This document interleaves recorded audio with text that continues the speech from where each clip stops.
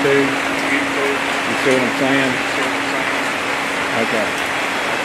I mean, we can download it from Facebook. That actually takes the longest. But the rest of them, YouTube's easy, NFHS is easy. But YOLOcast will actually have the original.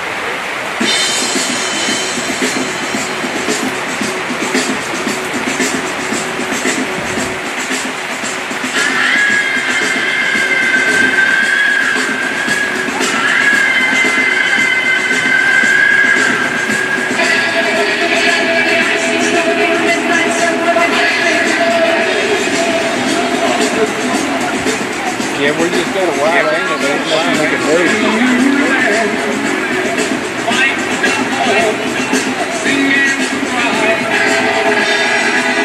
just set the date on the website.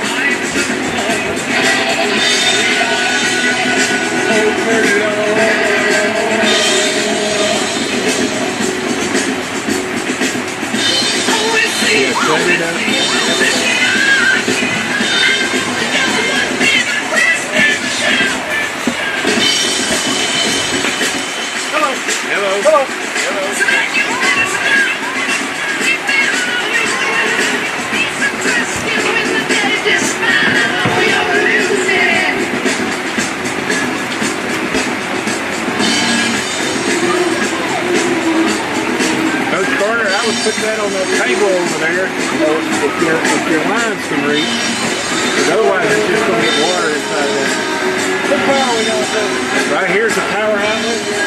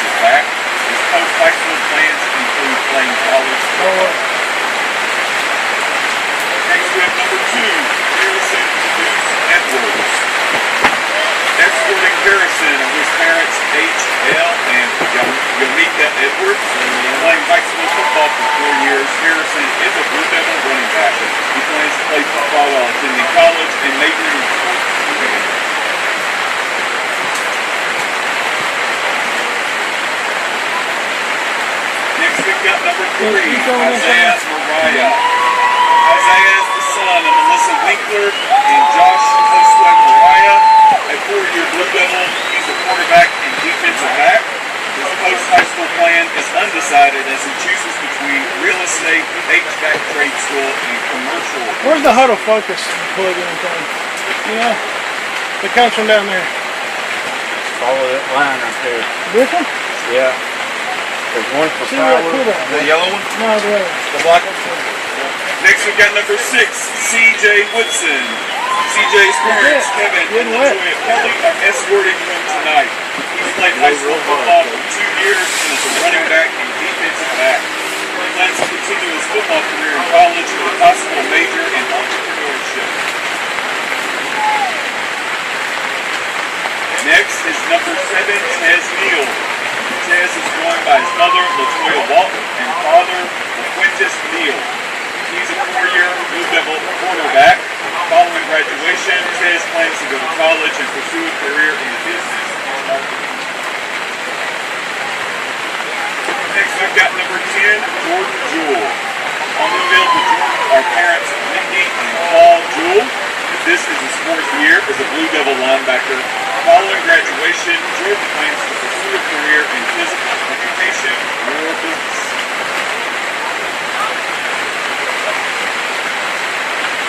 Our next senior is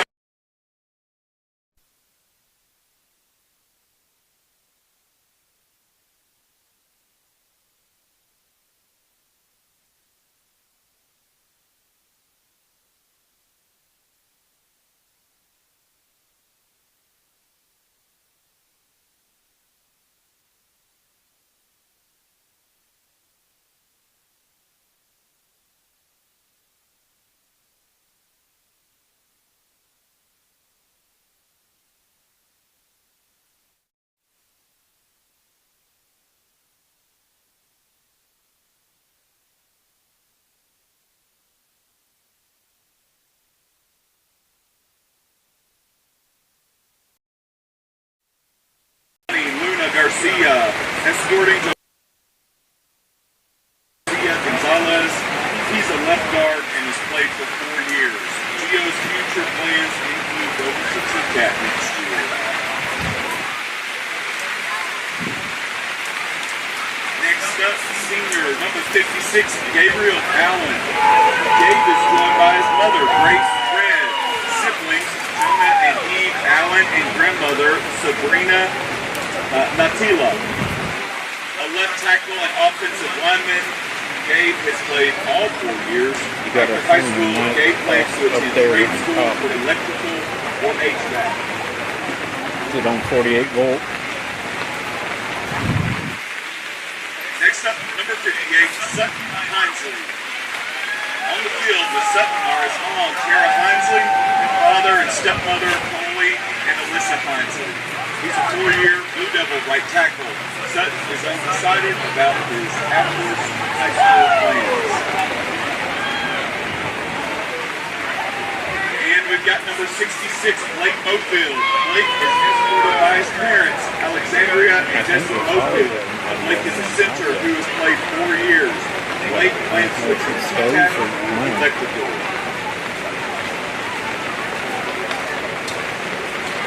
Number 78, Tyler Hurst. Joining Tyler are his mother, Tanisha Hale, and father, Franklin Hurst. Tyler is a 4-year Blue Devil offensive guard. Next fall, he plans to attend Cumberland University for nursing.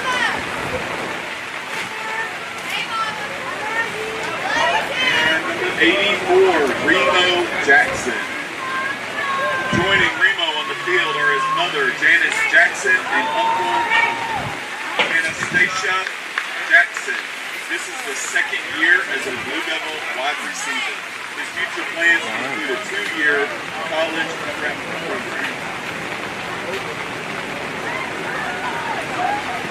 Number 97, Jack Greer. Jack is escorted by his mom, Anna Greer, and father, Brandon Greer. Jack is a 4-year defensive lineman. Following graduation, he'll be working on HVAC systems.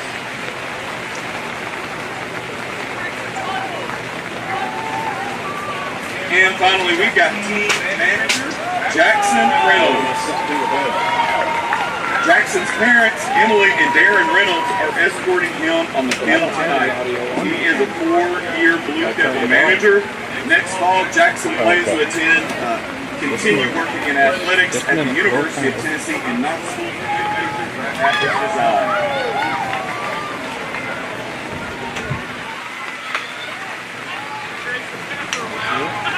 Up next, we've got our final round of applause for our football seniors.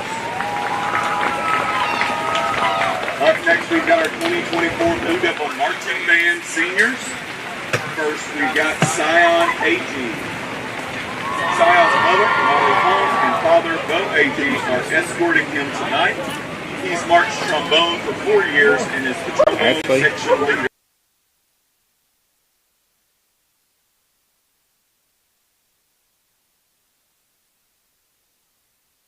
We've got Michael Boyd Jr. Joining Michael is his aunt, Haley. On the field, all 4 years, he plays marimba. During wind ensemble, he's a principal chair. Michael hopes to attend Berkeley School of Music and Harvard University to major in arts, performance, and music education. Yeah, we got both doors wide open University of too. Maryland.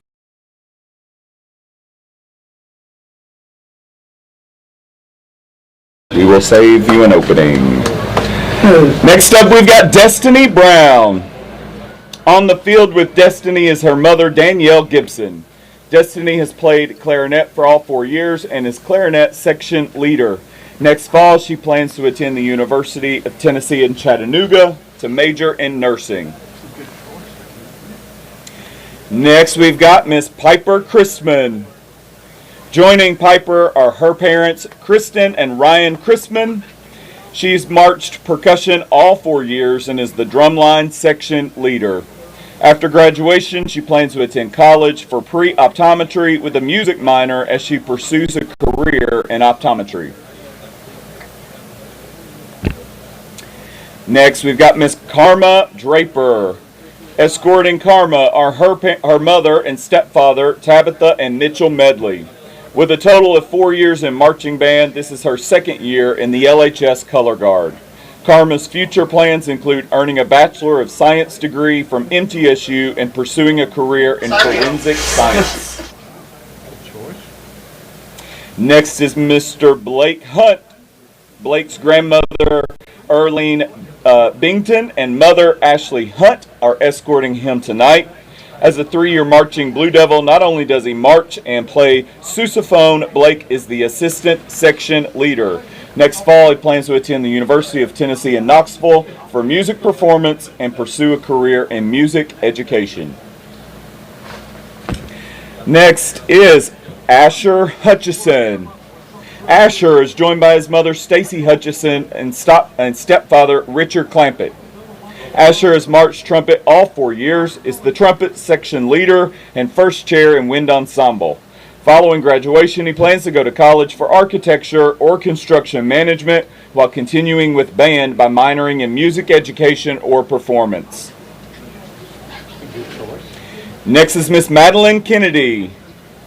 Madeline is escorted by her father and stepmother, Chris and Michelle Kennedy. She's been part of the front ensemble 4 years and is the center, marimba, and section leader this year. Madeline's future plans include attending MTSU and pursuing a career in aerospace engineering. Next, we've got Jose Luz Santos. Jose is the son of Brenda Santos and Jose Luz. Jose has marched flute and piccolo all 4 years and is section leader. After high school, he plans to go to music school and earn a bachelor's in music performance. Next, we have Mr. Vincent Mulstat. Joining Vincent are his father and stepmother, Larry and Terry Mulstat. Vincent is a member of band leadership and has marched tenor saxophone all 4 years. Next fall, he plans to attend the University of Tennessee in Knoxville to study civil engineering. Next is Miss Bella Sharon. Escorting Bella tonight are her parents, Kevin and Tara Sharon. Belle has marched on the drumline all 4 years and has been section leader both junior and senior year. Bella plans on attending the University of Illinois at Urbana-Champaign to study meteorology and atmospheric sciences, where she is looking forward to joining their marching band, the Marching Illini. Sure. Next is Mr. Caden Shaw. Caden's parents, Andrea and Jonathan Shaw, are escorting him on the field tonight. After marching for 1 year, he has enjoyed being drum major his other 3 years. Next fall, Caden plans to attend Vanderbilt University and major in biochemistry. Next is Miss Amelia Thigpen. Amelia is escorted by her parents, Kara and Kyle Thigpen. She's been in the front ensemble all 4 years and is a section leader this year. Following graduation, Amelia plans to attend the University of Tennessee in Chattanooga and major in creative writing. Next is Cole Turney. Joining Cole on the field are his parents, Tanya and Donovan Turney. As a 4-year saxophone marching Blue Devil, he's serving his 2nd year as band captain and saxophone section leader. Cole's post-graduation plans include studying instrumental music education. Next, we've got Mr. Sam Utley. Escorting Sam are his parents, Sarah and Paul Utley. Not only have you heard him playing sousaphone all 4 years, he is their section leader. Next fall, he plans to attend college and major in music education.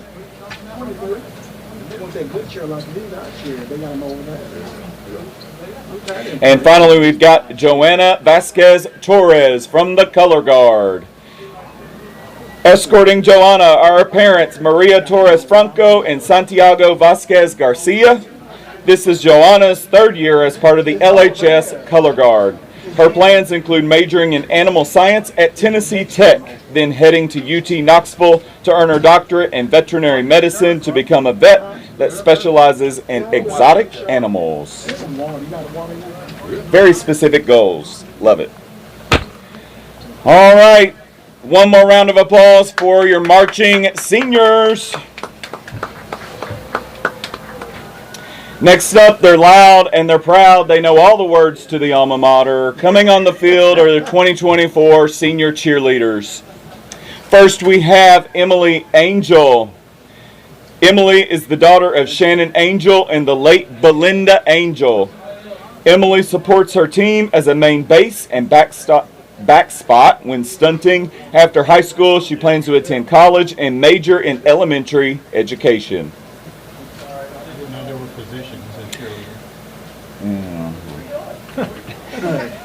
Next, we've got senior Addison Fuller. On the field with Addison are her mother, Crystal Fuller, and father, Jason Fuller. She's a 3-year LHS cheer flyer. She plans to attend college, but has not decided where that will be just yet. Next, we've got senior Sophie Mosley.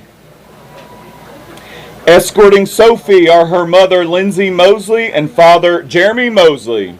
Sophie is a 4-year Blue Devil cheerleader and main base. Next fall, she plans to attend college to major in K-12 special education.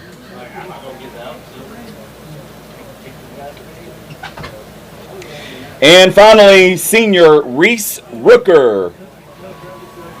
Reese's parents, Amy and TJ Rooker, are escorting her tonight. This is her 2nd year as an LHS cheer base and back spot. After high school, she plans to go to cosmetology school at the Professional Salon Academy. One more round of applause for your senior cheerleaders. Yay, cheerleaders. Stepping out next is the 2024 class of senior dance team members. First, we've got Victoria Birdsong.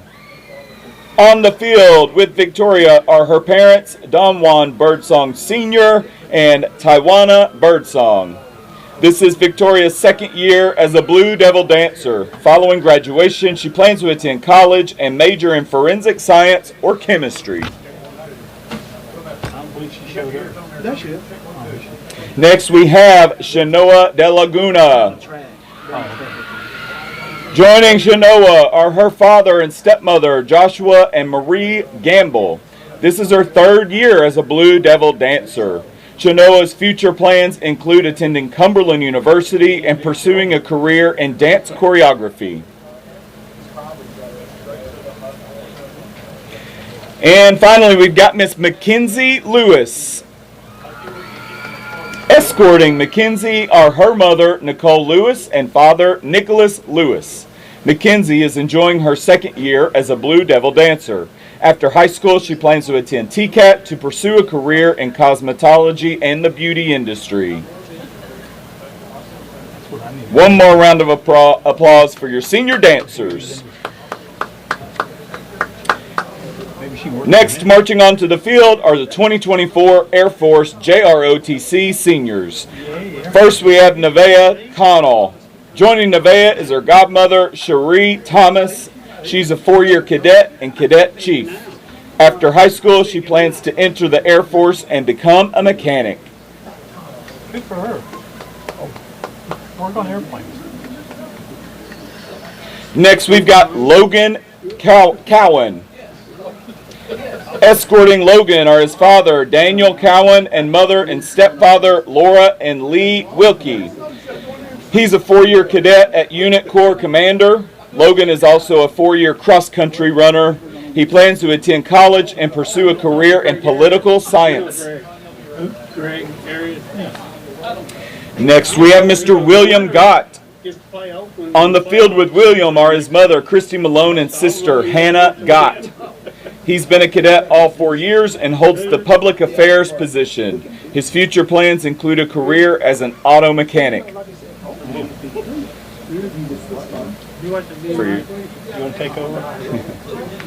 And finally, Mr. Robert Graves. Robert is joined by his father, Gordy Graves. Robert is another JROTC four-year cadet. His after graduation plans include going to TCAT and then joining the Wilson County Sheriff's Department.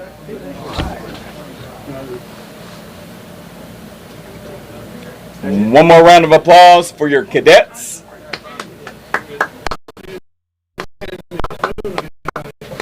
Next, we have one awesome senior golfer, Allison McGuire.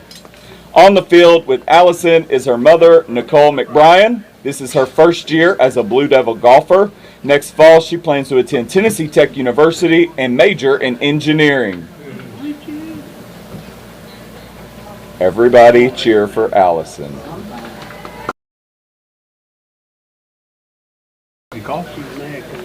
And running onto the field are our 2024 cross-country seniors. His parents, Carol Davis and Terry Davis. He's been running for 3 years on the LHS cross-country team. His future plans include running in college. Just keep on running. I did a lot of running in college too. Next, we've got Mr. Jackson Lakeman. Escorting Jackson are his parents, Jessica and J.D. Lakeman. This is Jackson's first year as a varsity cross-country runner. He's also a Troop 360 Eagle Scout. Jackson's plans, he plans to continue pole vaulting in college and study exercise science so that he can one day come back to LHS and work as hard as Coach Tim Lounsbury. Pole vaulting. I didn't even know this was a Thursday game until Arias told me yesterday. And next, senior Ellen Moscardelli. Ellen is joined by her parents, Katie and Mike Oscardelli. She's been on the cross-country team all 4 years. Her future plans include attending college.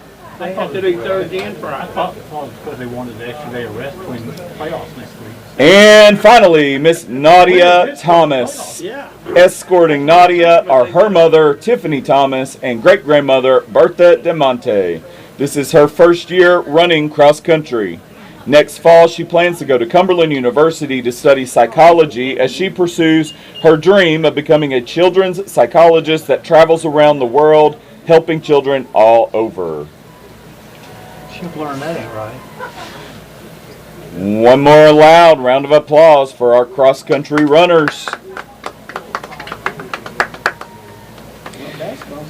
And that's it for our senior fall sport athletes. Thank you to all the coaches, directors, and teachers for the many hours you've poured into these students to reach this milestone. Thank you to their parents and family and friends who've supported them and fed them and given them a lot of rides to a lot of places. Congratulations, seniors and parents. Never forget, once a Blue Devil, always a Blue Devil. Yeah. I just don't know. Thank you.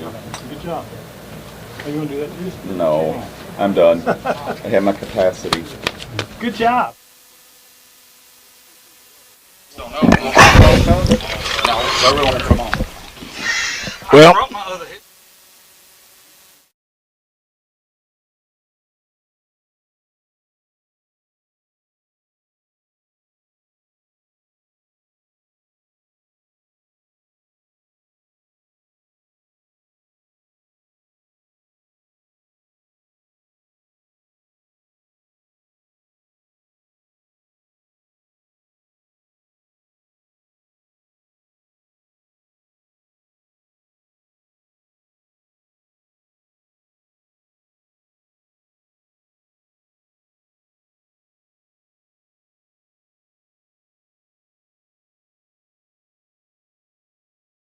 A kind word, a firm handshake, and treating others the way you'd want to be treated.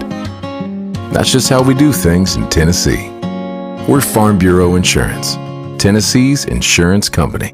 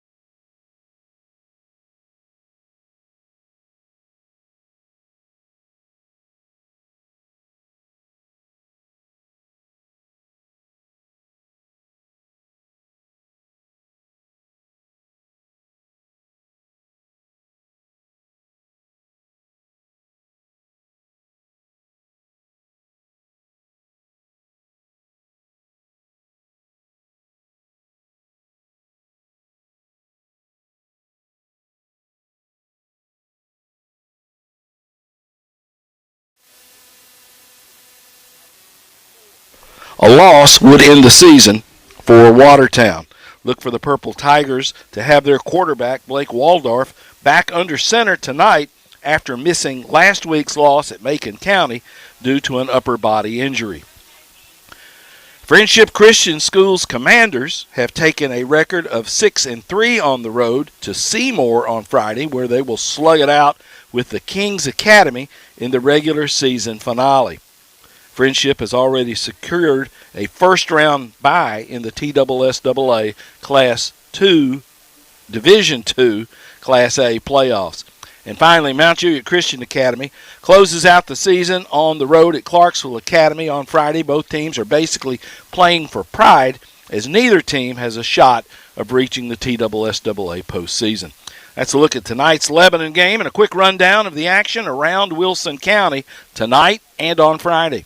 You're listening to the Jersey Mike Subs Kickoff Show on the flagship station of Blue Devil Football, WANT-FM 98.9. Stay tuned for my interview with Lebanon High head coach Chuck Gentry following this 2-minute commercial break.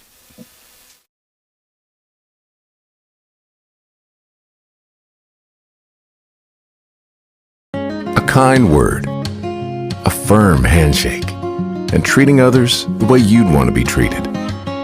That's just how we do things in Tennessee. We're Farm Bureau Insurance, Tennessee's insurance company.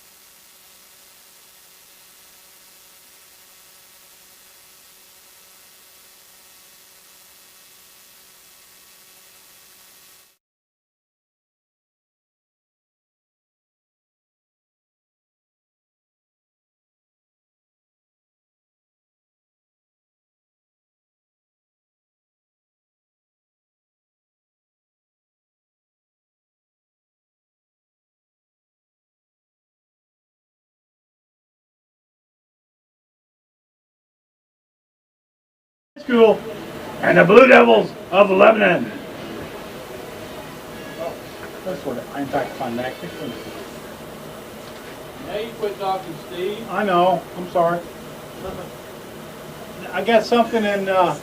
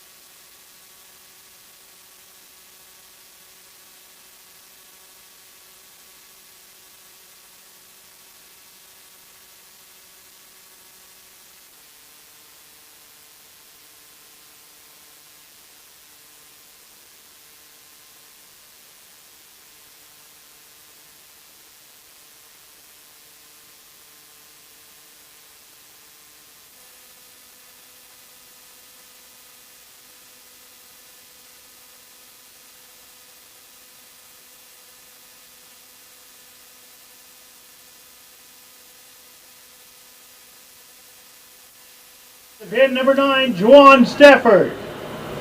Nose tackles, 97, Jack Greer. Defensive end, number 0, Quentin Moore.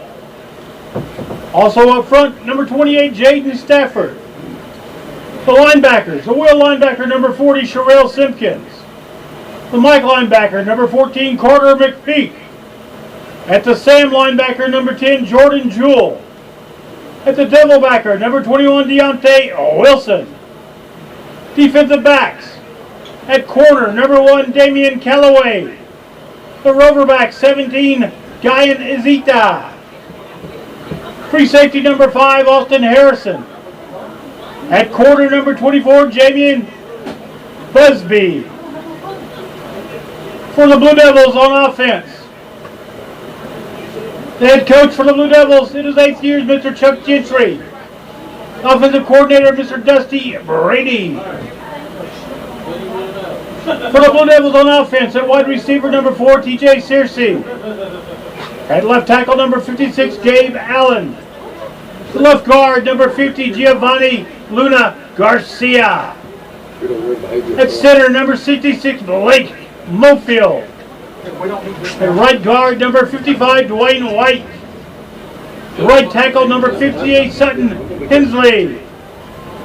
At flanker, number 1, Damian Callaway. Wide receiver, number 11, John Binion. The sniffer back, number 34, Brecken Rogers. At quarterback, number 3, Isaiah Mariah. At tailback, number 2, Deuce Edwards. The tight ends, 48, Abram Thompson.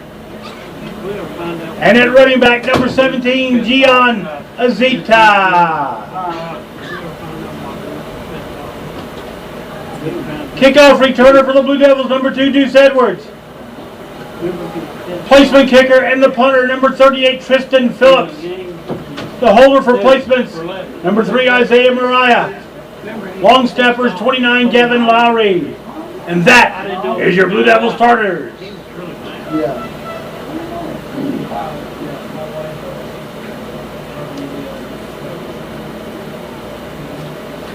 Guys, I got one other problem.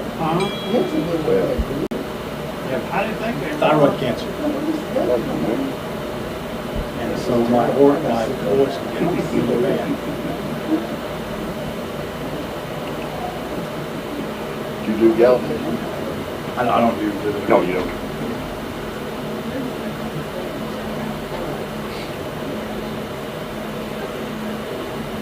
Somebody wants my opinion on voting. I don't think they want to hear my opinion.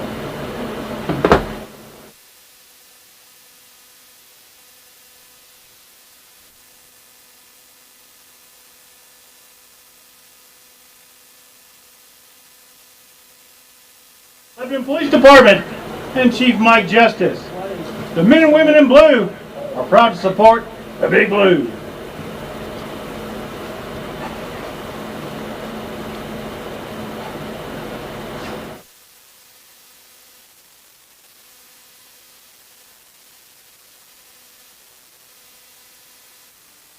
Football alumni Ryan Alls, Elliot Carson, and Todd Tressler for providing Wednesday's team meal, and Lebanon Mayor Rick Bell for feeding the team earlier today. If you'd like to help keep the Blue Devil pantry stocked, please call Darren Reynolds at 615-218-0790.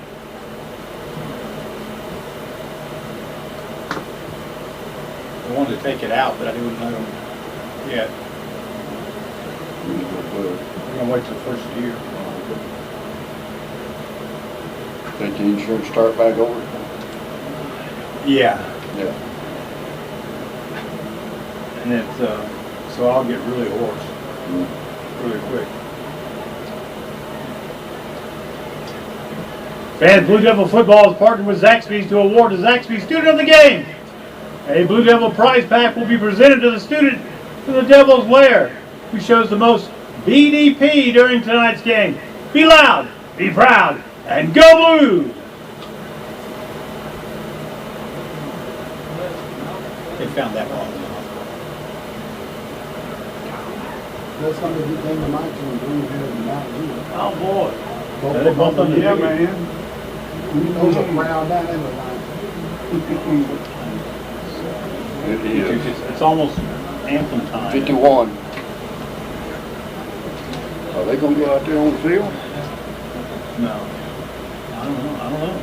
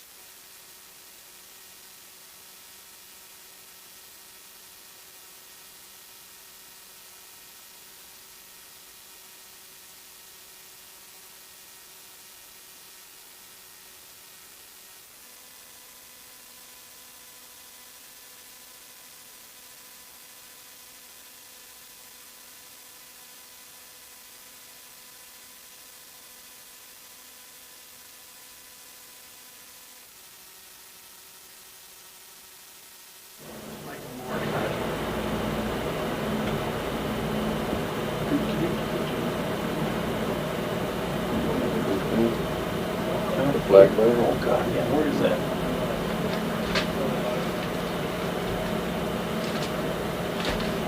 We'll do it after they get done. Too late.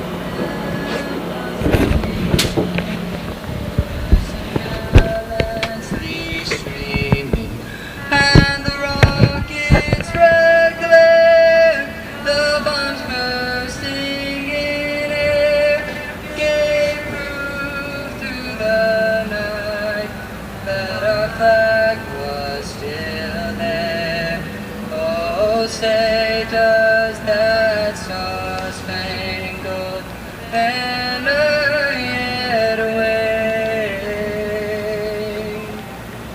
o'er the land of the free and the home of the brave? Ladies and gentlemen.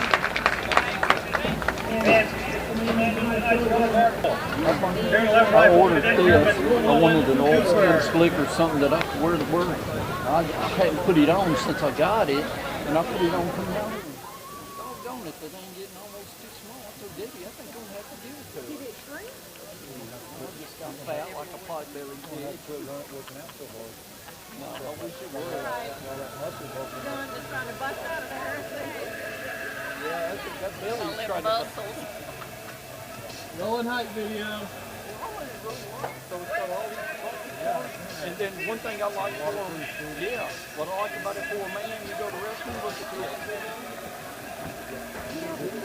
Yeah. And then you got pockets on the inside. But I told Debbie, I think I'm going to have to give it to her.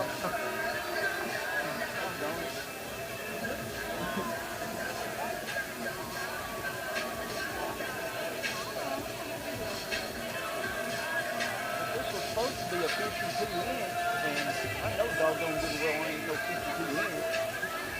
So I don't know what to do with it.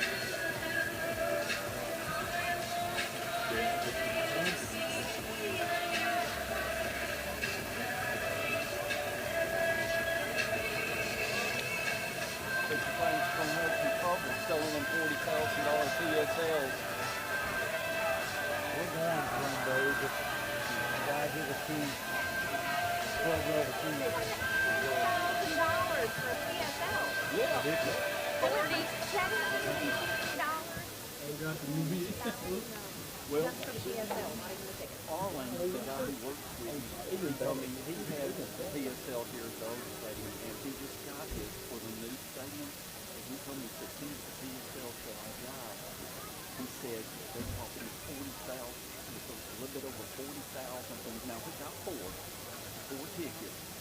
Yeah, he said it cost me $40,000, but he said because I had my existing PSL, he got a discount, so it ended up costing him, I think he said like $3,000 and something. Running back, Deuce Edwards, a senior. Edwards on the season so far, 1,092 yards on 138 carries, 7.3 per, and 13 touchdowns on the ground. The quarterback, Isaiah Mariah, he is a senior. Isaiah, 53 of 107 passing for 589 yards, a completion ratio of 49.5%, 4 touchdowns, and 5 interceptions. Up front for Lebanon again, Allen, Luna Garcia, Mofield, White, and Hinesley. That's the offensive line. That's the offensive and defensive looks for the Blue Devils. Let's take a 30-second break, 30 seconds, and we'll be back with more. This is Blue Devil Football on WANT, WCOR Lebanon.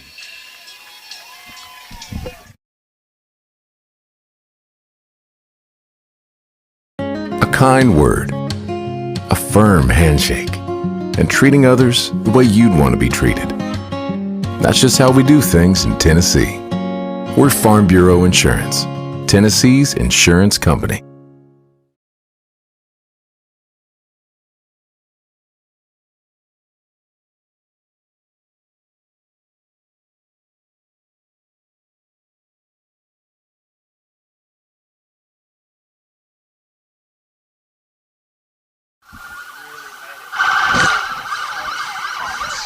Blue Devil Football on WANT, WCOR Lebanon. You hear the sirens. We can see the blue flashing lights as the Lebanon football team is making their way down the blue and white checkerboard path from the locker room here at Danny Watkins Stadium, Clifton Tribble Field, and making their way through a long procession of students. Bob, they had the tailgate. Instead of a tailgate, they had the trunk or treat tonight, and it looks like a lot of kids took part in that this evening. Yeah, I think they're letting all the kids run out through the L when the team comes out, and getting them involved in the pageantry of the ball game tonight. And it's Tommy, on a game like this. It's on a Thursday night. It's Halloween. Just a spattering of fans, really. I mean, a lot of them out there, I guess, trunk or treating, but be interesting what kind of crowd ends up being in here by kickoff. Lebanon captains on the field, along with Gallatin. Sutton Hinesley is a captain. Giovanni Luna Garcia, Isaiah Mariah, and Jordan Stafford captains for Lebanon. The coin has been tossed. Apparently, Gallatin has won the toss. Gallatin has opted to defer their decision until the second half. So Lebanon will receive to start this football game. And given the fact that Max Kelly is their kicker, will probably be starting at our 20-yard line, Bob, because Max Kelly is one of the best kickers in the southeastern United States. Yeah, he'll kick it through the end zone. There's not a big guess on what he's going to do when he kicks off. It's not going to be the sky kick or the that would be kicking grounders or anything like that. And in high school football, it is so hard for a team to go 80 yards, and that's been a big advantage for the Green Wave so far this season. Offensively for Gallatin, the head coach, Mike Strout. They're 3-6, 2-3 in the region. They average 26 points per game. Micah Jenkins, a split receiver. Left guard, Georgian Parks. Devin Samuels at center. Malachi Hall is a guard, and a tackle, Quincy Morton. Wide receivers, Justin Cagle and Jeremiah Williams. Ontario Scott also plays at a wide receiver spot. Cage Johnson, he's a sophomore, and the quarterback is a talented young man, Jackson Strout. Strout, just a junior, played 1 full season and 9 games. That tells you how much Gallatin has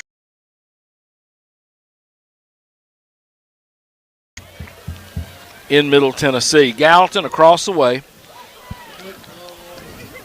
Gallatin across the way has those gold Green Bay Packer headgear, gold football pants, white jerseys with the green numerals trimmed in gold. Lebanon, white headgear, blue jerseys, white trim, white numerals, and white football pants.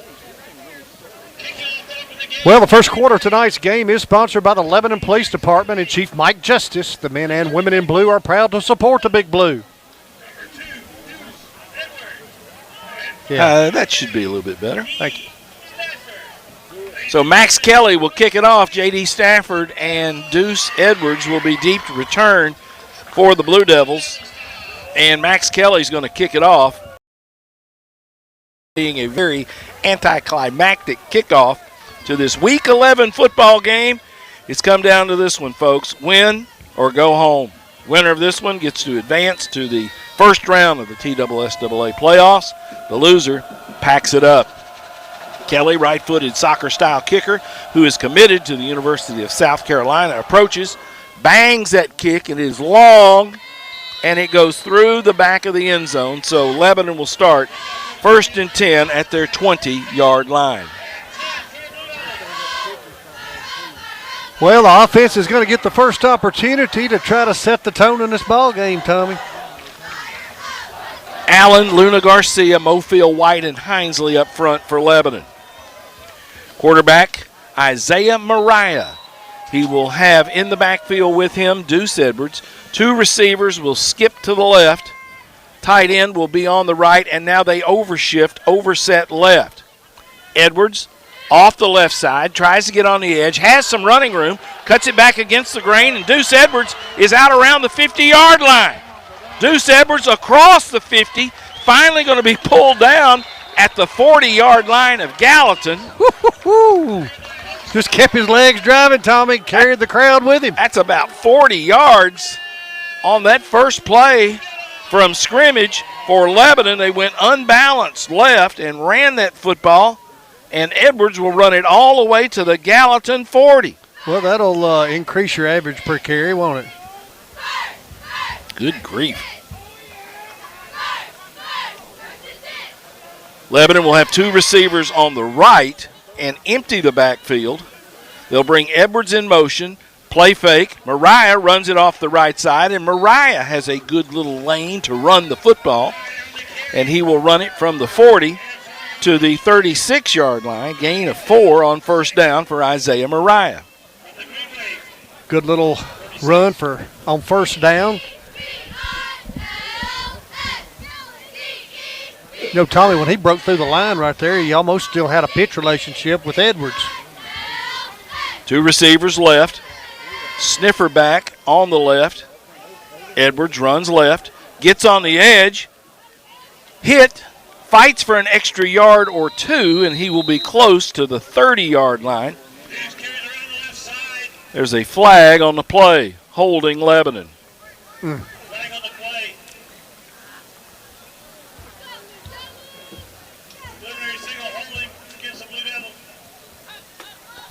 Steve Willard on the public address.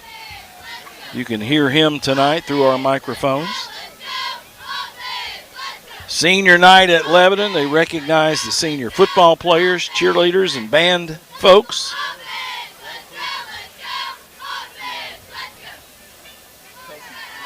Back that football up to the 46-yard line. So saying the penalty took place at the line of scrimmage, which was the 36, and they back it up to the 46. Second down and about 16. 2 flankers right. Nobody's on the line of scrimmage. Split receiver left. Edwards runs right. Edwards into the second level, and he'll run it in the neighborhood of the 35-yard line. Get about where it was to play before. Gallatin not as big up front as we have seen Gallatin football teams in the past, Bob.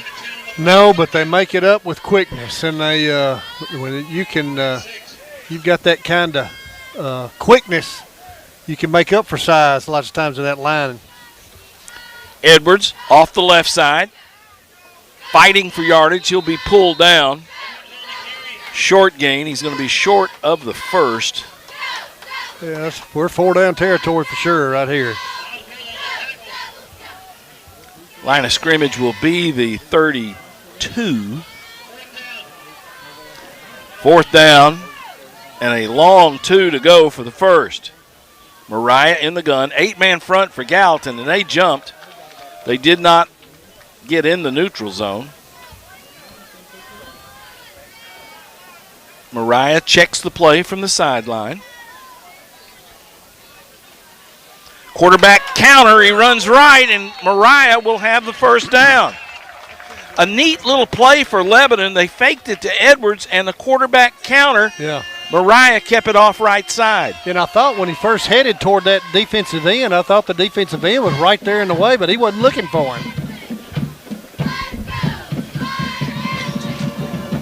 Gain will be down to the 26-yard line, so a gain of 6. 1st and 10 Lebanon. Blue Devils will scrimmage from the right hash close to the Gallatin sideline. Slot left set for Lebanon's wide receiver right. So 3 wide with a man in motion now. Isaiah Mariah wants to throw. Throws a pass out in the to a crosser, and it goes incomplete.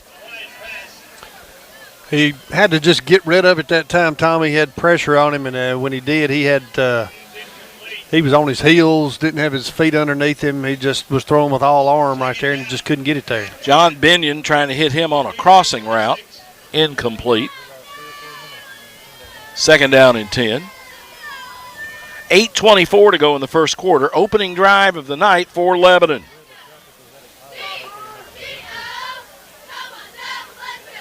Four-man front for Gallatin.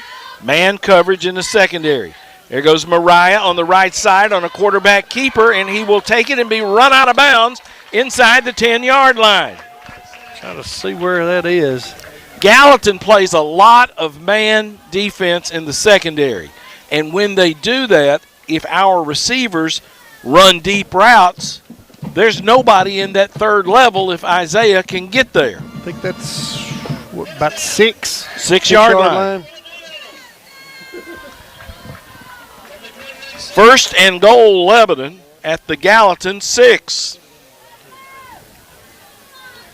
Overstack on the left. Lebanon will have a tight end, 2 tight ends left and a sniffer. Edwards looks for a hole, makes a man miss, and holy mackerel, he got it into the end zone. What a dance move. Touchdown, Big Blue. Deuce Edwards from 6 yards out.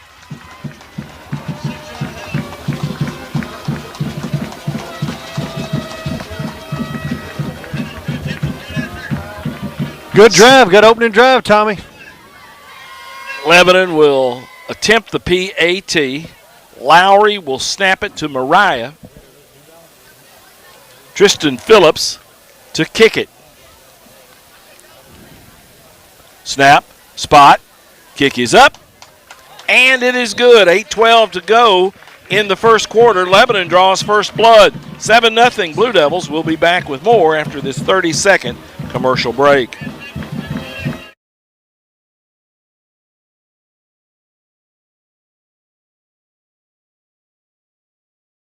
A kind word, a firm handshake, and treating others the way you'd want to be treated.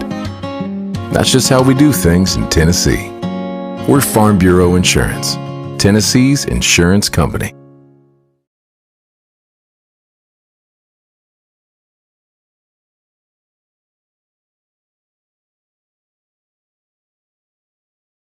All right, Lebanon takes the opening drive. They go 80 yards in 9 plays. Deuce Edwards in from a 6-yard TD run. Phillips with a PAT is good. Your score with 8:12 remaining in the first quarter, it is Lebanon 7, Gallatin 0. Tristan Phillips will kick it off for the Blue Devils. Deep to return for the Green Wave, Dawson and Humphrey. End over end kick will back the return man up to about the 8. Finds a seam and will be pulled down. Gregory on the tackle for Lebanon, the return man for Gallatin was Jeremiah Williams.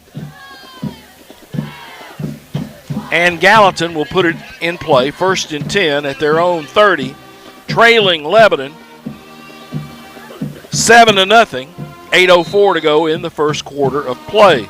Strout is the quarterback, hands it to the tailback, runs it off left guard. Good push initially by Gallatin. Tailback for the Green Wave is Jaden Hoskins. He was originally number 7 on their roster. He's number 1 now. We've made that notation, but Hoskins on the carry for the Green Wave. Hoskins pops it on the left side, has got running room, and he will finally be ridden out of bounds way down the field. It'll be a first down, Green Wave. Down to about the 37-yard line.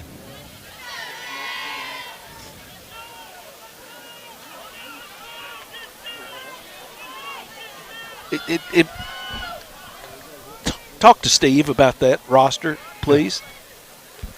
It's on. It's been marked. Yeah, it's been marked.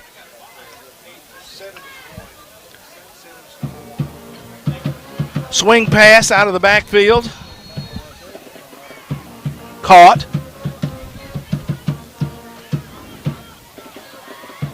Looked like, well, let's see, 18 on the reception for Gallatin. Micah Jenkins with the catch. Second down. And about 4 to go for the first. Strout. Tailback right up the middle. That's Hoskins. Over the 25 down to the 24-yard line. That'll give them a first down. 1st and 10, Green Wave. Lebanon scored on the Blue Devils' opening drive. Gallatin threatening to do the same. 1st and 10, Strout throws a pass to Hoskins. He's met and going to be taken down. Quentin Moore was there to meet him. They tried a little swing pass to Hoskins, and Quentin Moore said, "No, sir, not tonight." Just wrapped him up and wouldn't let him go. The loss is back to the 30.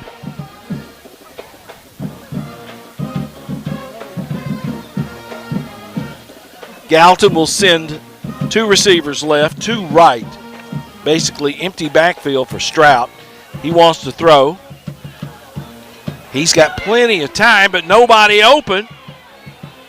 Winds up running to his left. He doesn't like the run, and he's going to be taken down roughly. Greer, Azita among the first to get on him and take him off his pins. That's going to be another sack. Yeah, got him all the way back down to the, 31, 30? So no gain on that play, as Strout had all kinds of time, but the secondary for Lebanon had him covered. 3rd down and 16. Strout wants to throw again.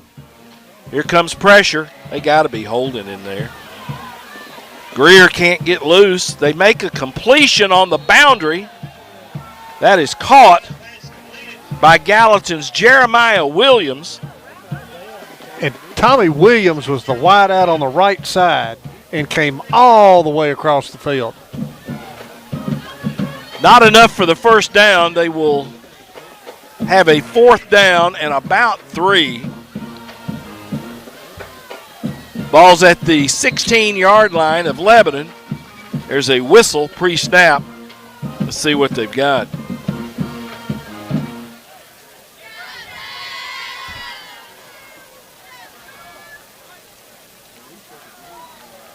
Now they're going to reset it.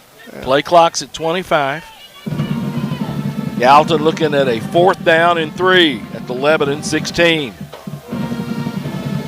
Stroud has 2 receivers left. Hands it to the tailback, Hoskins. He's close to the first down. He does have it. Got a good little push off that left side. Just kind of rode that left offensive tackle. Landon Peevler, Peevler, Peevler, the lead blocker on that play. And Gallatin has a man move. Illegal procedure, Gallatin. Hoskins, the offset back, kind of moved a little and then acted like he was going to go down in a 3-point stance, and the official said, no, sir, that will not work. He tried to sell it, though, did he? Nothing ventured, nothing gained. Yeah. Back him up 5 to the 18. 2 receivers right against a five-man Lebanon front. Wow, Hoskins is hit in the backfield by Quentin Moore. Big tackle for loss by Q. He shot a gap and hit Hoskins before he could get started. He spent more time in their backfield than he has on the defensive line. Tackle for loss, Moore, that's his second. And Gallatin's looking at a second down and long, about 17. Stroud wants to throw. Throws the pass out in the flat through the hands of the intended receiver. At split receiver for Gallatin, Preston Mooney.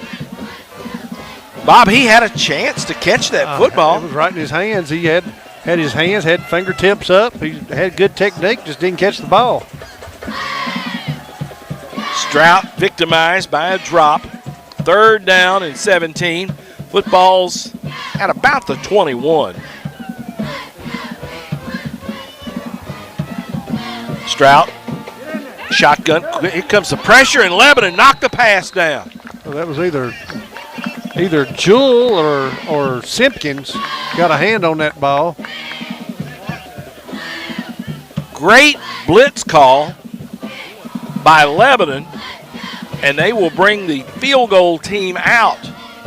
Line of scrimmage is the 21. So plus 17 will make it a 38-yard field goal attempt for the Green Wave. Kelly will be on the left hash. The rain is coming down. Snap it, spot it, kick it up. And he missed it. Wide pulled it wide left. We will keep it right here as Lebanon's defensive unit, thanks to a Quentin Moore sack, tackle for loss, and a deflected pass, gets Gallatin off the field, and the Blue Devils take over 1st and 10 at their own 20-yard line. 4:06 to go in the first quarter. Lebanon leads by a score of 7-0. That Blue Devil defense, bend but don't break. They drove all the way down to the 21, like you said, Tommy, just couldn't get more, and we stood up when we had to. And what are the odds of Kelly? Motion across the set. Mariah will keep it right up the middle. He pops it to the 50, to the 40, to the 30, to the 20, to the 10. Touchdown, Big Blue. Woo. Isaiah Mariah goes 80 on the play fake. They faked the jet sweep, and Isaiah took it to the house. It just the opening to the Red Sea right there, just right down the middle. How about an 80-yard run from scrimmage by Lebanon's quarterback, Isaiah Mariah? Lebanon will set the PAT team, and they will shift. Lowry will snap it to Mariah. Phillips to attempt. Snap, spot, kick up. And it is good. How about this? 3:53 to go in the first quarter. Lebanon leads Gallatin by a score of 14-0. We'll take a 30-second break, and we will be right back.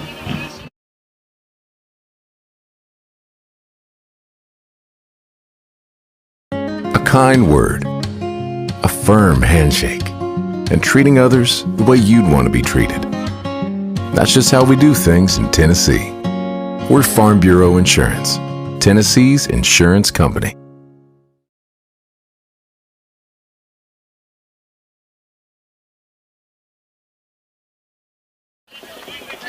$180. All right, Tommy.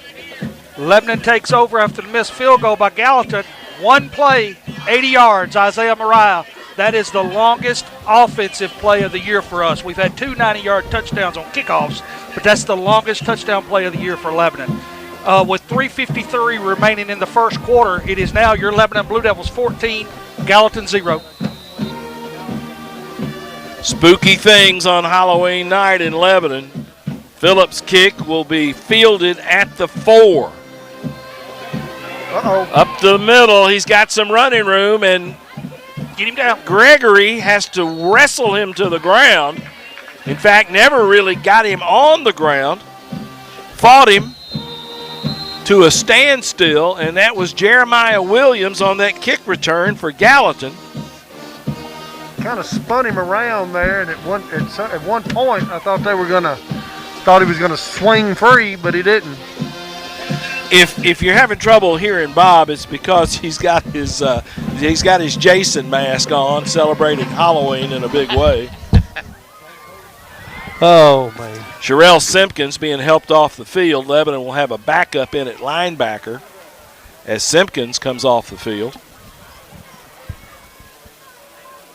Gallatin has it 1st and 10 at their own 41-yard line, trailing the Blue Devils 14-0. Strout wants to throws a hot pass, and is promptly dropped. It is dropped.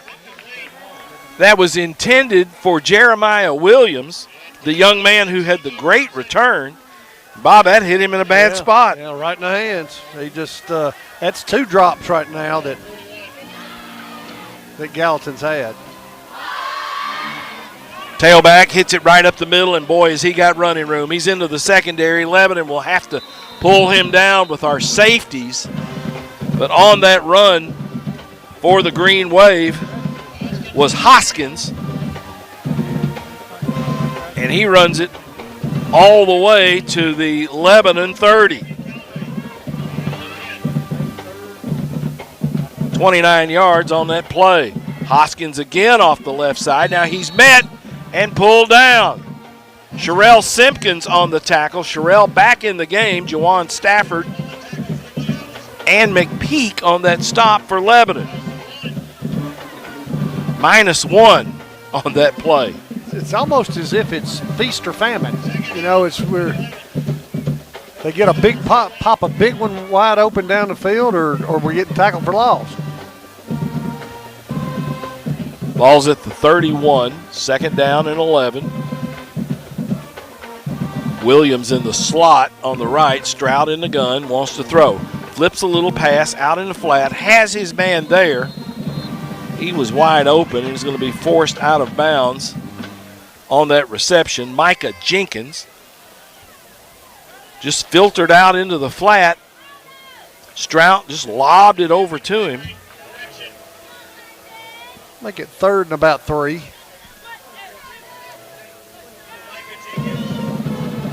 Slot left set for Gallatin. Tailback fights his way close to a 1st down. He may have it. Yeah. He does. That's Hoskins. Jaden Hoskins, Jaden Hoskins, on the carry for Gallatin. 1st and 10, Green Wave. Hoskins again off the left side. Hit, staggers for a couple of extra yards. Line of scrimmage now will be the 15-yard line, so a gain of about 5 for the Green Wave.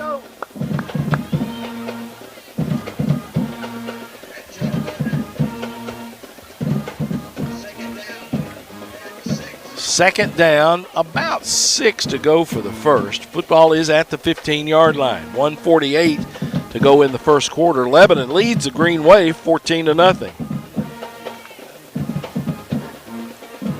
That short tailback has the carry, and he's going to be taken down not much of a gain. Jawan Stafford on the tackle for Lebanon.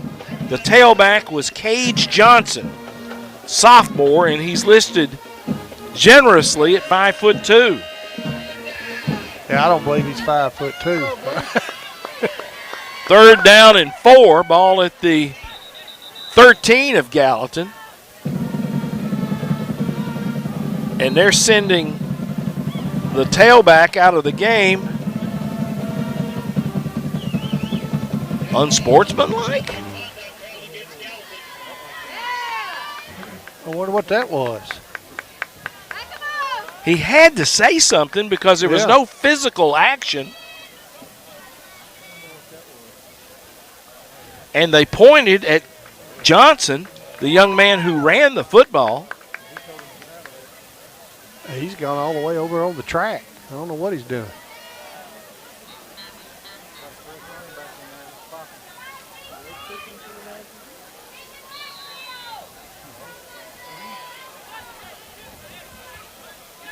I don't know so what Gallatin's backed up to their own 28. To the Lebanon 28, excuse me. Slot right, motion comes across the set. Strout wants to throw.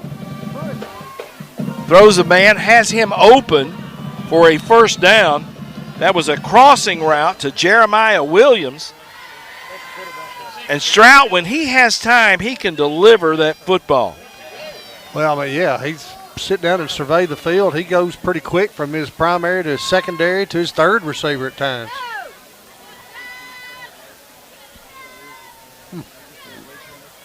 Into the 1st quarter, Mount Juliet leads Green Hill 3-0. That game being played at Green Hill. Hoskins, tailback, takes it in for a touchdown. He took it in from the 5-yard line. Touchdown for Jaden Hoskins, Jaden Hoskins, with the touchdown for the Green Wave. And with 49 seconds to go in the 1st quarter, Gallatin gets on the board. Ridings will be the holder for Gallatin. Kelly to attempt the PAT. Snap, spot, kick it up, and it's good. He kicked that one almost a Hartman drive. So with 49 seconds to go in the 1st quarter, Gallatin gets on the board. It's 14-7. Lebanon will be back in 30 seconds.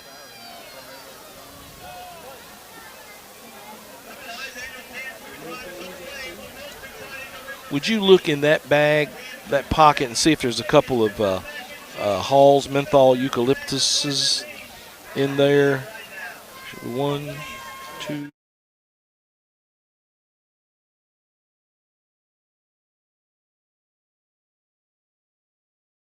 A kind word, a firm handshake, and treating others the way you'd want to be treated. That's just how we do things in Tennessee. We're Farm Bureau Insurance, Tennessee's insurance company. 11-play drive. Hoskins in for a 5-yard TD run. Kelly with the PAT was good. So now with 49 seconds remaining in your 1st quarter, it is Lebanon 14, Gallatin 7. Kelly will kick it off.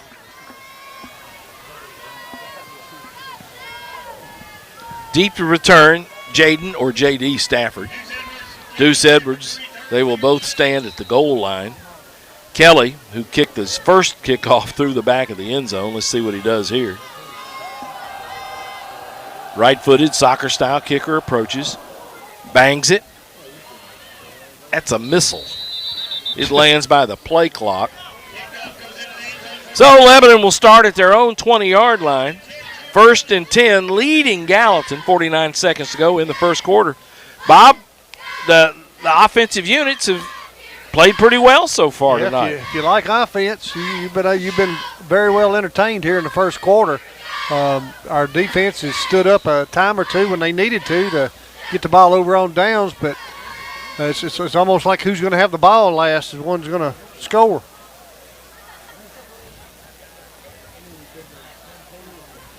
Tailback, Edwards runs left. Edwards gets it up into the secondary. Edwards will run that football across the 40-yard line. 20-plus yards for Deuce Edwards. 42. Gardner was at a 44.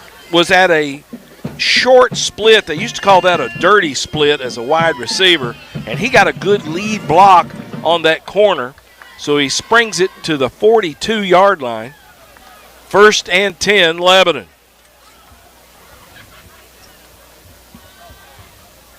Play fake. Mariah runs it up the middle.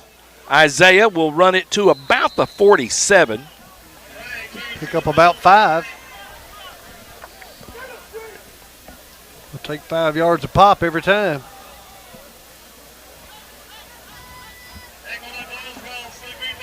Second down and 5. Football at the 47.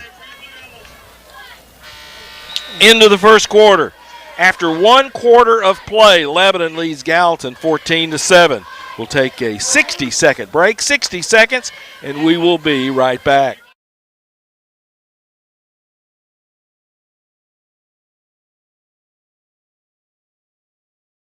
A kind word, a firm handshake, and treating others the way you'd want to be treated.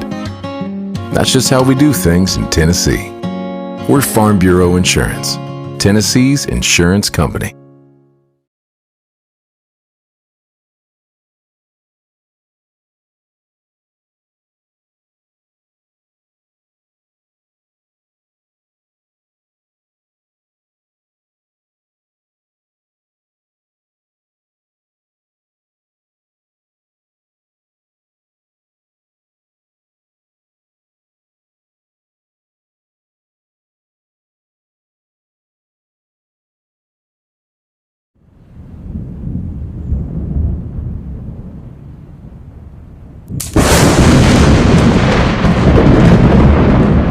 And tonight's second quarter is brought to you by Shop Springs Creamery, 2816 Sparta Pike, where the corn maze is now open.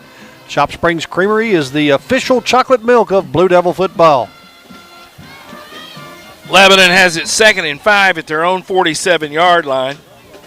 After a 5-yard gain by Mariah, handed to Edwards. Edwards dances close to the 50, but there's a flag thrown, and that's usually holding, and that's what it's going to be, holding on Lebanon High.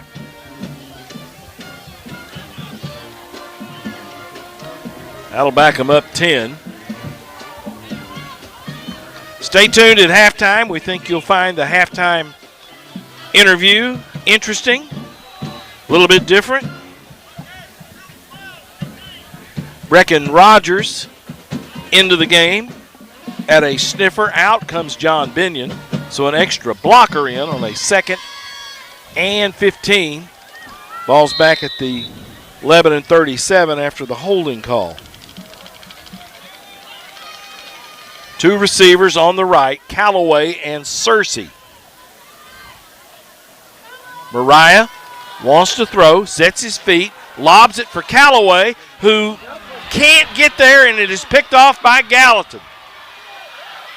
Gallatin with a good return. He reverses his field. He's got one man to beat. And there's a flag on the play. They clipped a Lebanon man on that return. Blindside. A blindside hit. But Legarius Humphrey with an interception. They put that one pretty much up for grabs. Humphrey with the interception and a long return, but that is coming back. They're going to get Georgian Parks on that blindside hit on the return. Blindside hit. I didn't see who he hit. It was, I believe it was, I'm sorry, Rogers. Brecken Rogers. Brecken Rogers. So the interception will stand, and the return will go to the point of that foul. 35-yard line is where Gallatin will put it in play. That's the first turnover of the night. And the Green Wave have it 1st and 10 at Lebanon's 35-yard line. 11:21 to go in the first half. It is 14-7. Lebanon leads, and Gallatin has the football in a position to do some damage. Slot left. Split receiver right. Hoskins runs right, is going to be driven backwards. Man, it is. They are mixing it up in there, Bob. Yeah, he got it down to about the 33. Picked up a couple, but then they pushed him back. Yeah, a lot of activity. They're trying to find some answers up front, and it's going to get pretty nasty. You go toe to toe. Lebanon and Gallatin meets. Hey, throw everything out the window. Hoskins is the tailback with Strout.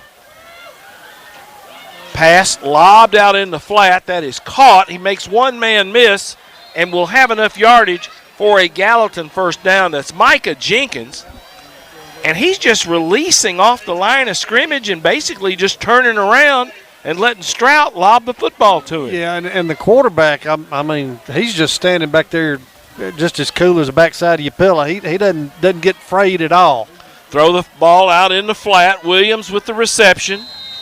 Tackle by Austin Harrison on that catch for Gallatin will be Jeremiah Williams.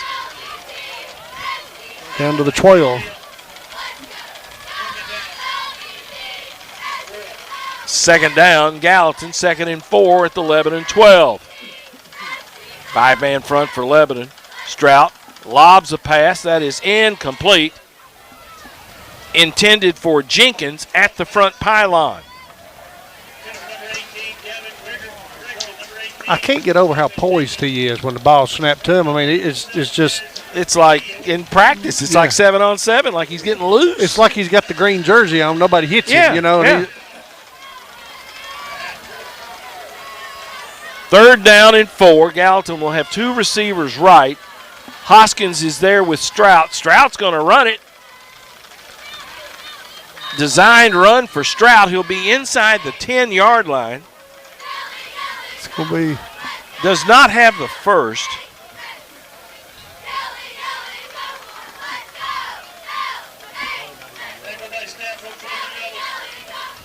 Fourth down and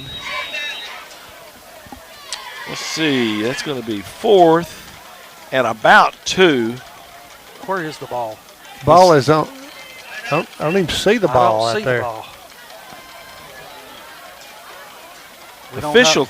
I guess it's a timeout. Nobody indicated They're going anything. to time out for measurement. The official finally turned around and tapped his chest. They're going to bring the sticks all the way across the field. The football is at the 9. At the Lebanon 9-yard line. They will stretch those sticks. Short. And Gallatin's going to be short. About the length of a football. Yeah. If that. Yeah. So 4th and 1 at the Lebanon 9-yard line. You got to figure Gallatin's going to go. 14-7 game, 9:39 to play in the first half. Come on, D, let's go. Lebanon will beef up front.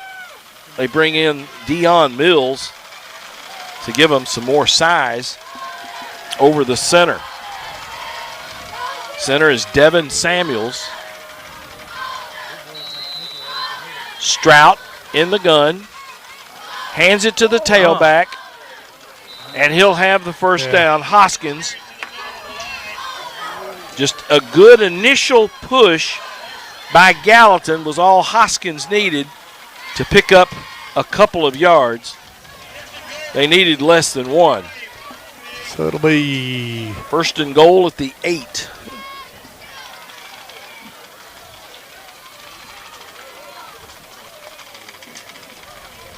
First and goal, Gallatin. Strout hands it to Hoskins again. Fights for yardage. Almost has the 5, and then he gets pushed backwards. He's going to be just a little short of the 5-yard line. Gain down to the 6.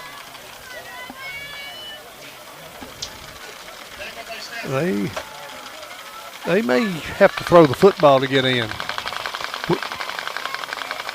When we come up and throw a blitz at them, they're having trouble running it. Hey, bad snap. Strout's in trouble. He's going to have to go down. He fell on that bad snap. And the first thing you say is bad snap. It kind of hit Strout in the hands. It came in kind of hot. It's almost like it came before he was ready. Like the ball might have been snapped early. 23-0. Cookeville leads Wilson Central. 39 seconds left in the first quarter. 23-0. Gallatin will scatter and go empty backfield. 3rd and 14. They want to throw. Strout rolls right, being chased. Here comes the pressure, and Lebanon sacks him. That was Jaden Stafford, the sophomore. Jaden Stafford, they put him in as an extra rusher up front, and the athletic sophomore snakes through there and makes the big sack. Here comes a field goal attempt for Gallatin. The line of scrimmage is 17. Add 17 to it. It'll make a 34-yard field goal attempt near hash for Kelly. Snap, spot, kick up. I believe that's wide right. Oh, it just went over the upright, apparently. So the field goal by Max Kelly of 34 yards is good. 7:07 to go in the first half. And Lebanon just gives Gallatin a field goal. 7:07 to go in the first half. We'll take a 30, and we will be right back.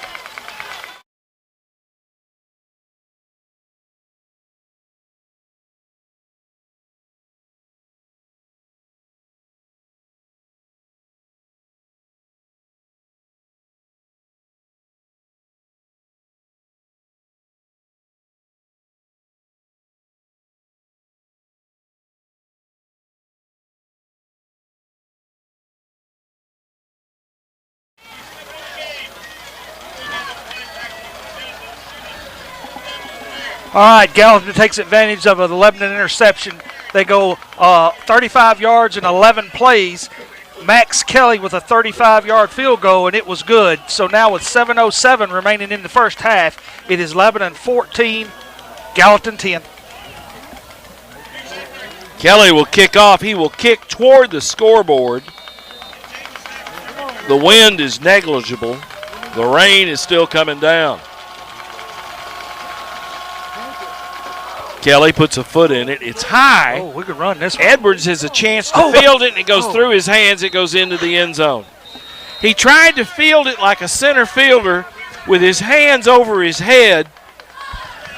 And then it became self-defense because that thing was coming down in the rain, and it's the impetus of the ball going into the end zone. It doesn't matter that it hit his hands. It may have broken a finger as it hit his hands. It came coming down.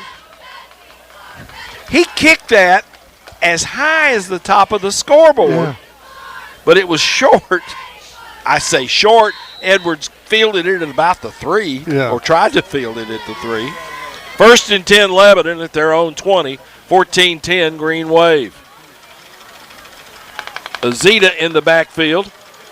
Give it to J.D. Stafford trying to get on the edge. Stafford scrambling for yardage. Good run.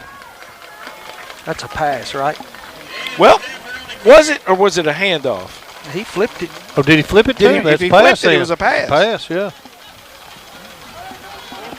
I was looking at who had it rather than how he got it. Gain of 4. So he goes from the 20 to the 26. Second down. Oh, gain of 6, 2nd and 4. Edwards in the backfield. Edwards runs it off right guard. Deuce fighting for yardage. He'll get it across the 30, and that should be enough for a Blue Devil first down. Late flag coming in from the back judge. What, after the play? It looked like it was a dead ball foul. Got number 2 for something.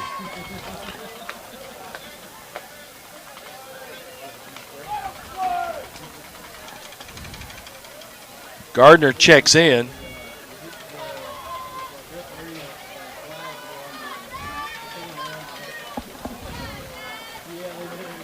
Holding? Holding, yeah.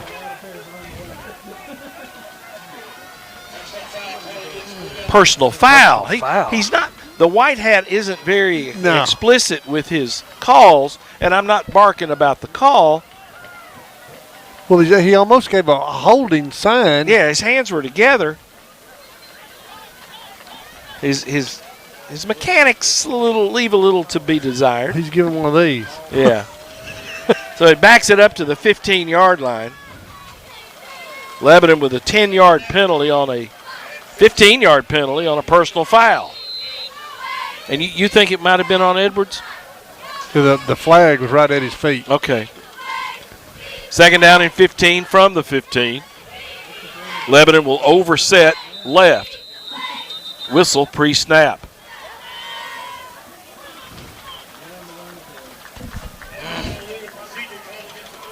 Well, penalties and turnovers, you can't have those kind of things happen. And when you have a Lebanon-Gallatin rivalry, it's the one that doesn't turn it over and make the most penalties.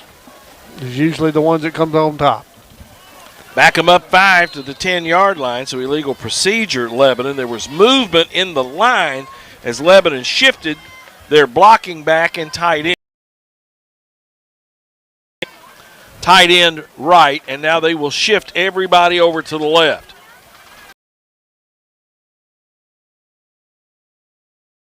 Room, and he will get that football to about the 20-yard line.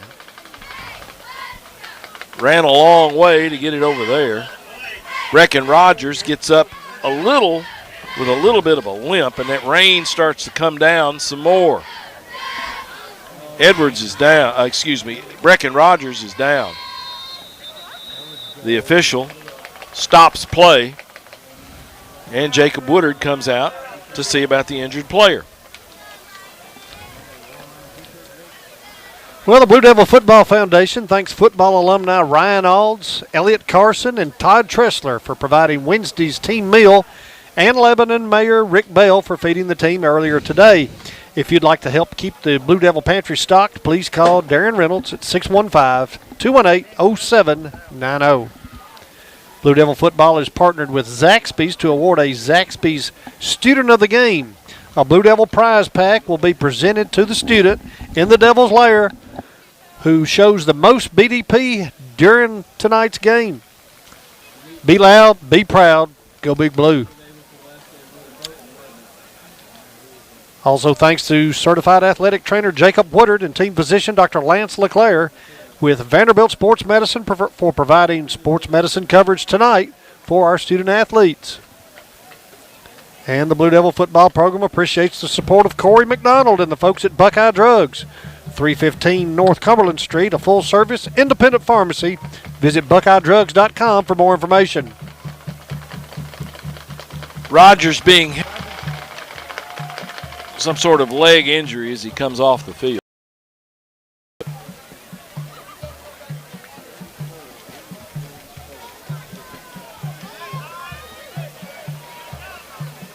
Third down and 10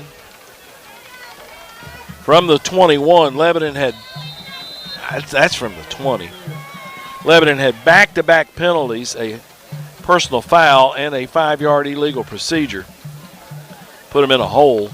Edwards will set up on the left hip of Mariah. Play fake. Mariah tries to run the football after that play fake and goes nowhere. Maybe got 1 yard. This will bring up the first punt of the football game. 5:25 to go in the first half.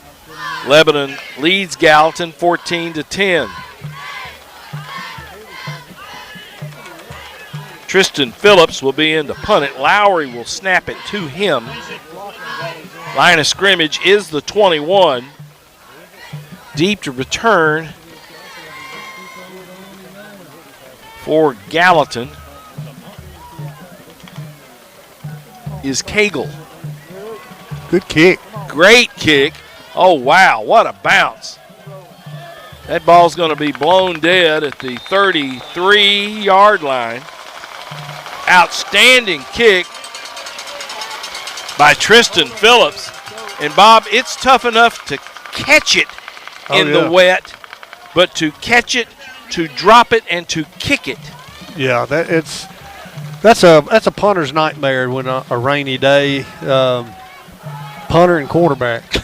45 yards on that punt for Tristan Phillips, and Gallatin will take over 1st and 10 at their own 34-yard line, trailing Lebanon 14-10, 4:45 to go in the first half. Strout will have Hoskins in the backfield with him, play fake, throws a little flip to that speed back, but here comes Sherelle Simpkins. Lebanon has stolen it away. Jordan Jewell has ripped it out of his hands and taken it to the house. That's a fumble as the receiver made the grab and was trying to run with it. And Jewell just takes it out of his hands while they got him all stood up trying to get him down. Scott gets credit for the catch, and holy smokes, touchdown Big Blue on that return of a fumble by Jordan Jewell. Lebanon will go for 2, and they get it. They get the 2. They ran the old polecat that they ran back in the 70s when I played and when Bob played. They lined up 7 players on one side and flipped it over to him. I didn't even see who ran it. Was it 0? It was 0. Yes, it was. It was Quentin Moore with the run for 2 points, and Lebanon goes on top 22-10. We'll take a 30 and be right back.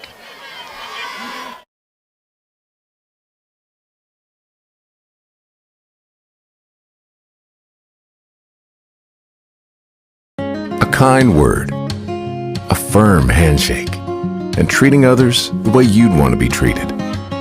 That's just how we do things in Tennessee. We're Farm Bureau Insurance, Tennessee's insurance company.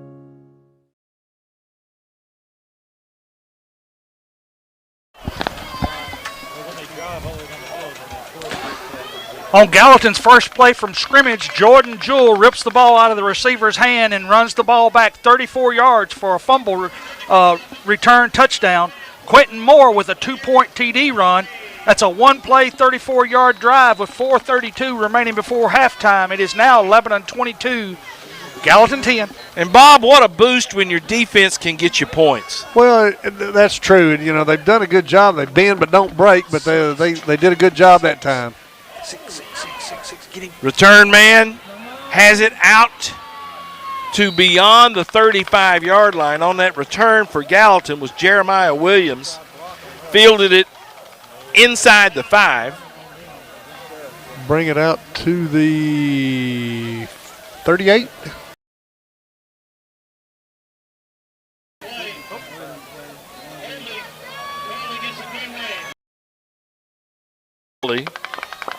On that return.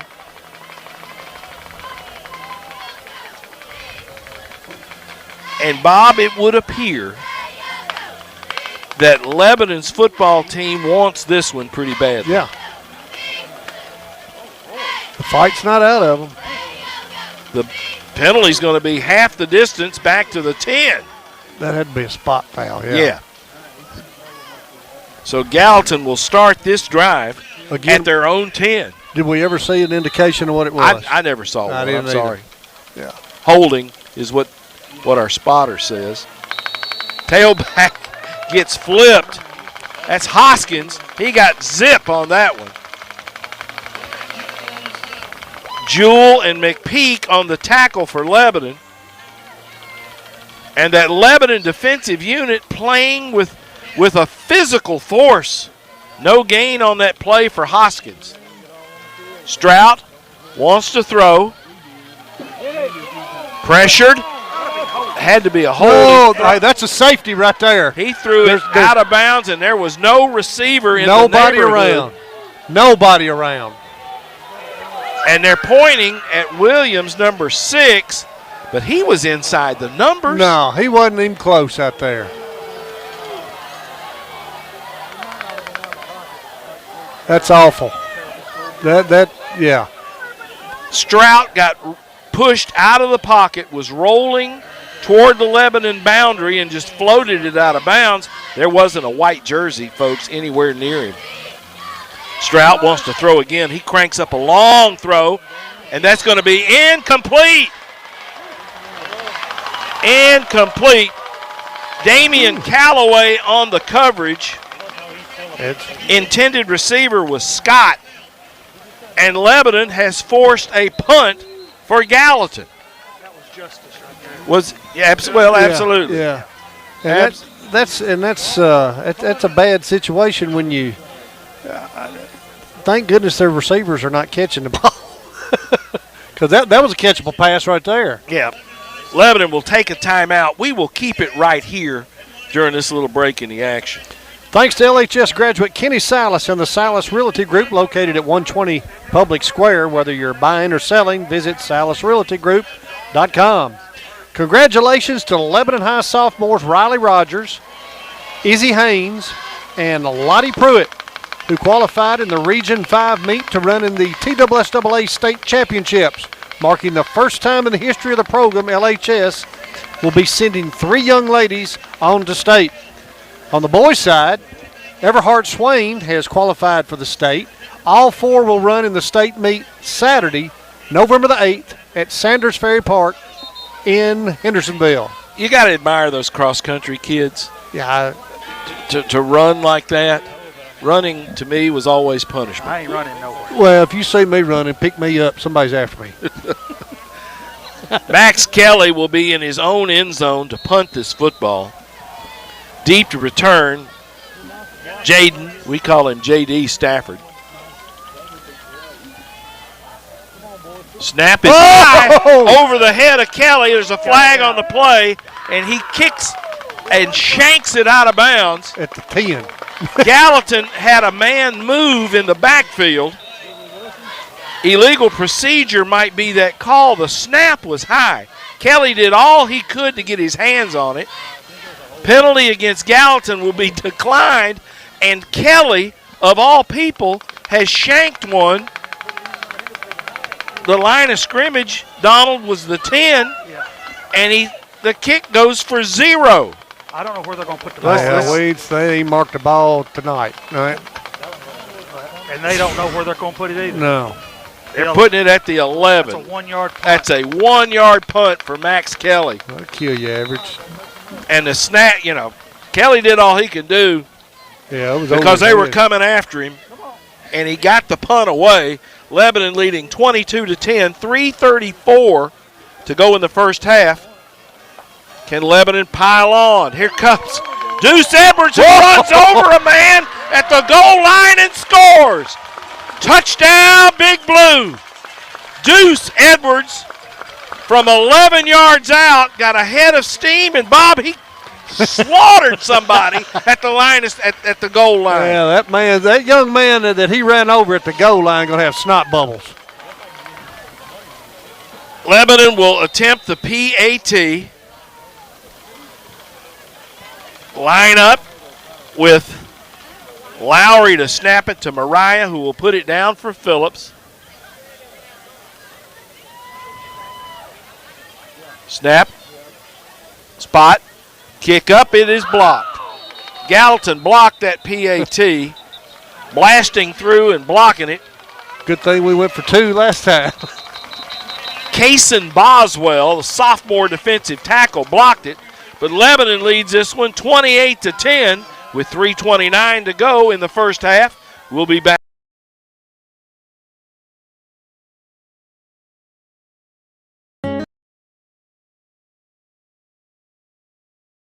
Treating others the way you'd want to be treated.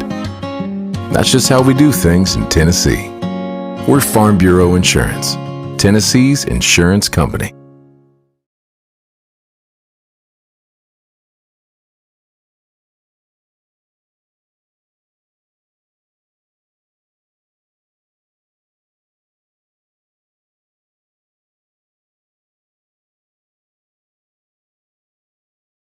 Takes the first play, runs it in from 11 yards. Phillips with the PAT was blocked.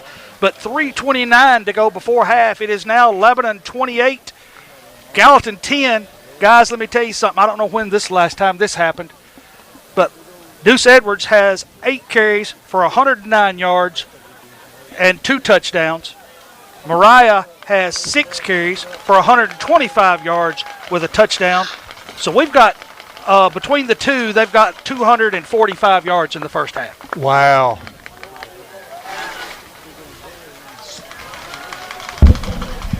Coming off the field with a bit of a limp is Lebanon's Tyler Hurst. He's on the PAT field goal team, big lineman. Tyler comes off, Jacob Woodard walking him off. So Lebanon will kick off to Gallatin. What a turn of events. Jordan Jewell swipes the ball from the Gallatin receiver and runs that in. Call that a fumble recovery. Take it to the touchdown. Then Lebanon holds Gallatin deep in their own territory.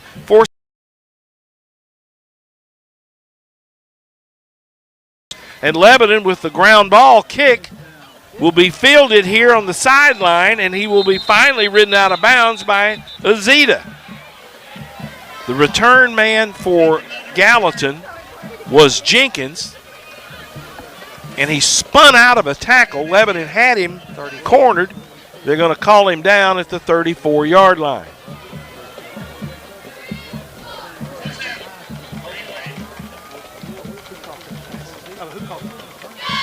That was number 18. Yes. Micah Jenkins on the return. 1st and 10 Gallatin. They're down 28-10 to Lebanon. Strout rolls right. Flag on the play. Gallatin got caught holding. Strout runs out of bounds.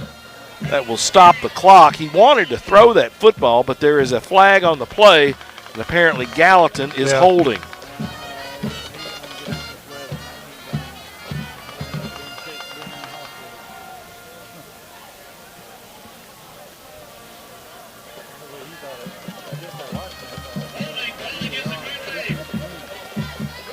And at the half, Green Hill leads Mount Juliet 6-3. That's for the region title tonight at Green Hill. They were banking on a big crowd tonight. I wonder if the rains hurt them. Two receivers on the left, one on the right for Gallatin. Strout hands the football to the tailback, Hoskins. Hoskins will run it to about the 32. Still long distance to go for the first. They're putting it at the 34. 34, okay. Line of scrimmage will be the 34. 2nd down and about 15. Tailback, Hoskins breaks it. He's got a 1st down. He's across midfield. He's finally going to be tackled by Quentin Moore, but Hoskins popped it inside and got a really nice run across midfield. We'll run it all the way down to the Lebanon 44-yard line. And Tommy, where Quentin Moore's been getting penetration in that backfield, he made that tackle all the way 30 yards down the field. Strout throws it out in the flat, has it complete. Jeremiah Williams with that catch. Busby with a tackle. And it's just like a long handoff for Strout, the way he just flips it out in the flat. 2nd down and 4. Tailback, running. Hoskins pulled down by McPeak. And Devontae Wilson on that stop. It'll be a 1st down Gallatin. The Green Wave got a little something going here. Started this drive at their own 34. They are down to the Lebanon 22. Strout hands it to Hoskins again, running left. Hoskins is going to be hit. Mariah is in there on defense and helps make that tackle. McPeak and Busby also stood up Hoskins as he tried it off the left side. They're going to give him to about the 19, I believe. Yeah.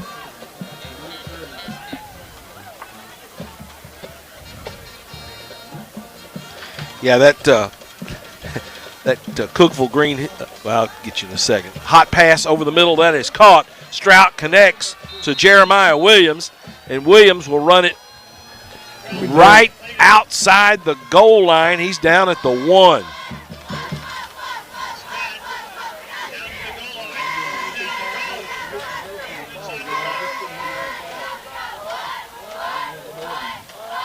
$1:15 to go in the half. Gallatin has it 1st and goal at the Lebanon 1. Timeout, Gallatin. We will keep it here. Here's an updated score for you, Bob. 3 minutes to go in the first half. Cookeville leads Wilson Central 37-0. That game in Cookeville. 3 minutes left in the half. They already, well, they can't run the clock till the second half. Right, 37-0 Cavaliers, the third place team in our region, all over Wilson Central. 28-10, Lebanon leads Gallatin. The Green Wave took a timeout. 1st and goal from the 1. We invite you to stay tuned for halftime. A little bit different on our halftime interview. You'll hear. We don't want to be too mysterious about it, but stay tuned. You might be interested in what we have to say at halftime.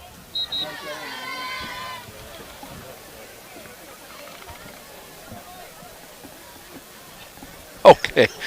The kids are wearing their Halloween stuff tonight, and that kid's dressed up like a thug, and he's the farthest thing from a thug. He weighs 48 pounds. Gallatin will line up with a blocking back on the left, tight end on the right. Strout takes the snap. He's going to run it himself. Oh, he didn't get it.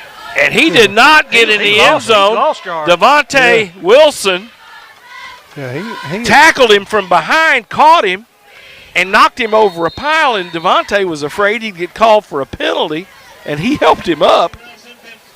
Nothing malicious on that tackle. It's just the way Strout hit the ground, and another timeout is called. Tell you what, we'll take a 30-second break right here, MJ. 30 seconds, 2nd and goal from the 3. We'll take a 30 and be right back.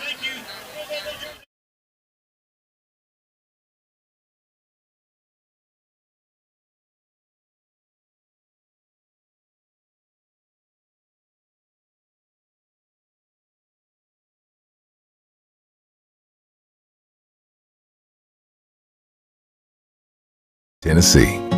We're Farm Bureau Insurance, Tennessee's insurance company.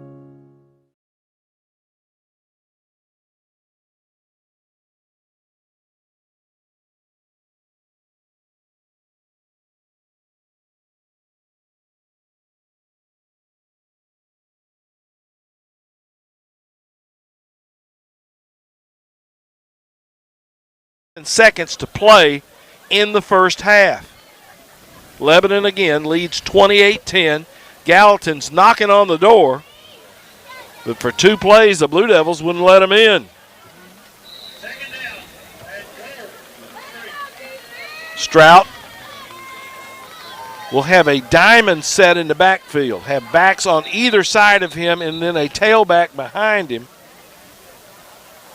Whistle pre-snap. What have we got? Gallatin's called time. No, Lebanon's called timeout. They saw the set and said, let's take a timeout. And you can't take them to the locker room with you. Why not? We'll leave it right here, Bob Lee. Yeah, the side judge motioned to Gallatin it was timeout, but then it wasn't. Okay. Yeah. Anyhow, we'll take it from here. The First Freedom Bank sponsors the weekly painting of Clifton Tribble Field. First Freedom Bank is a community bank headquartered right here in Lebanon. Experience the difference of banking local, member FDIC, and an equal housing lender. Also, Lebanon High's annual canned food drive is underway and will run through Friday, November the 15th. Canned fruits, vegetables, chicken, tuna, mac and cheese, peanut butter, and bags of rice or beans are in need right now. Please, nothing in glass containers. All food collected will go to Joseph Storehouse and the Wilson County Civic League for distribution to the needy. 2nd and 3. 2nd and goal from the 3. 56 seconds to go in the first half. 28-10. Lebanon leads Gallatin. Green Wave trying to get on the board before the half. Again, that power set for Gallatin. Strout in the gun. 3 backs in the backfield with him. Call it a full house. Give it to the tailback, left side. He fights for yardage. He did not get in. That was Hoskins again. He did not get in.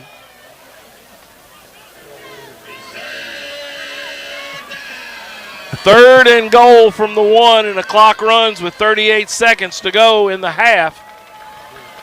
2 tight ends, full house backfield. Hoskins tries the left side again, and the pile goes into the end zone for a Green Wave touchdown. So it took them 3 tries from down close, and Gallatin gets into the end zone. The officials are pulling Gallatin guys out of the pile. And the Green Wave have cut it to 28-16. Hoskins with that touchdown run for Gallatin. Kelly to attempt the PAT out of the hold of Ridings.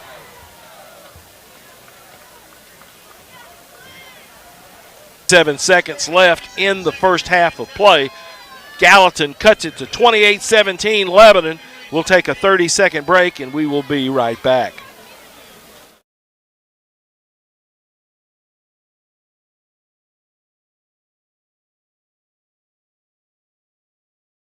A kind word, a firm handshake, and treating others the way you'd want to be treated. That's just how we do things in Tennessee. We're Farm Bureau Insurance, Tennessee's insurance company.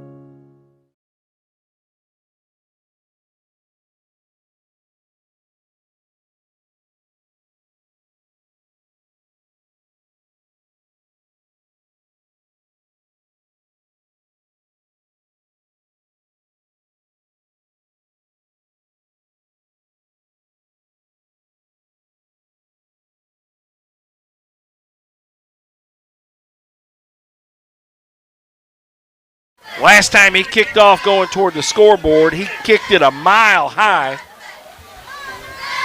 and it went through the hands of Edwards into the end zone. Let's see what he does this time. Edwards and J.D. Stafford will be deep to return. He kicks a line drive that Good goes Lord. into the end zone, and if you got in front of that, it would have taken you down. So it was effective, not very pretty, but he kicked a 2-hopper line drive into the end zone, through the end zone. So Lebanon takes over, leading 28-17 over the Green Wave. Defense and special teams have played a role in this one. Jewell with a strip tackle, strip of a fumble, and took it into the end zone. Lebanon's going to take a knee right here. That is smart. Don't do anything dumb. Go to the locker room with an 11-point lead.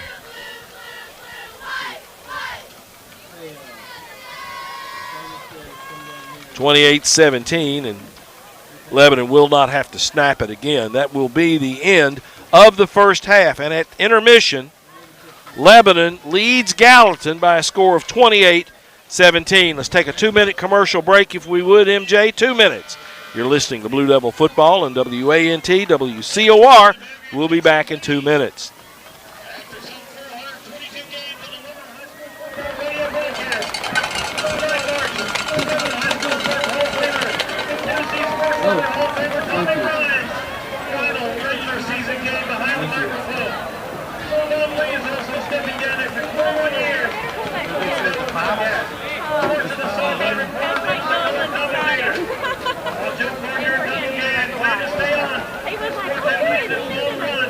Yeah.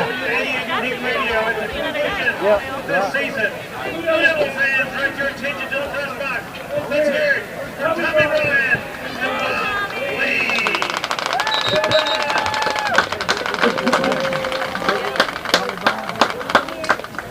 and Bob Lee. And Bob Lee.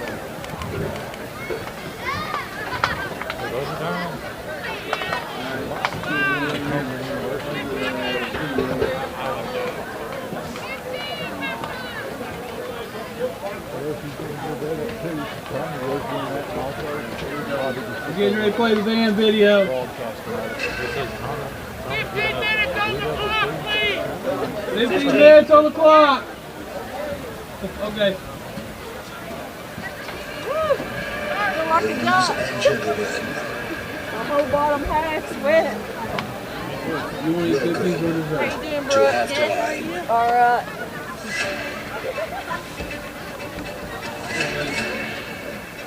Okay, I'm just going. Let's go. Okay. I figured I'd play it one more time for him. I might go in a second. For the seniors.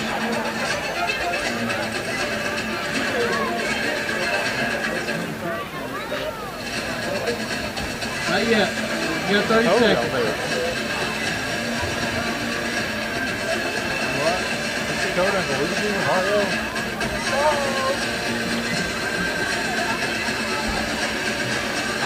Twenty.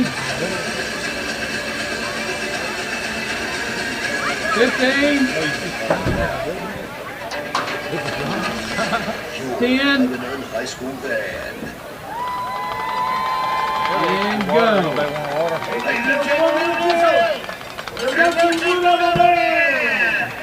Water.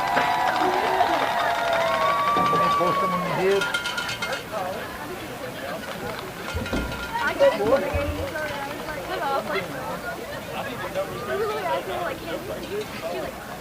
So dude. That's a weird night for it.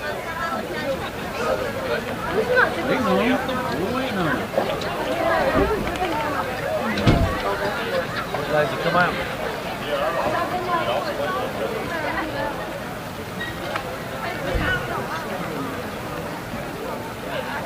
She said y'all must be sitting right under the camera. I bet she hears Mom yelling the whole time. Anola. Yeah. Well, you hear it plain as day on Blue Devil broadcast. I know.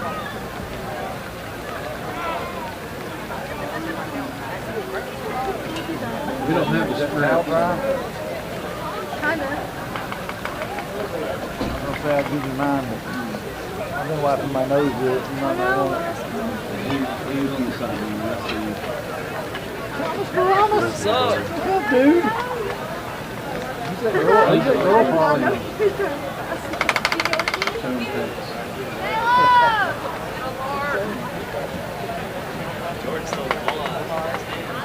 I was looking up because I was looking up. Wendy didn't see it.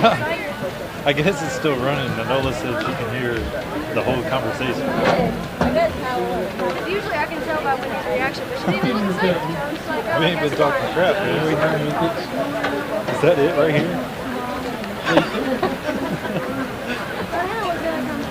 Might be right here. It probably is. So they can hear everything else. Hey, where does that Blue Devil Broadcasting doing that? Right here? Right here. Yeah, my wife up in Virginia just.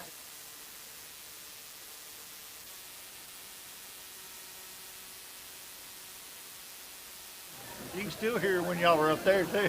Oh.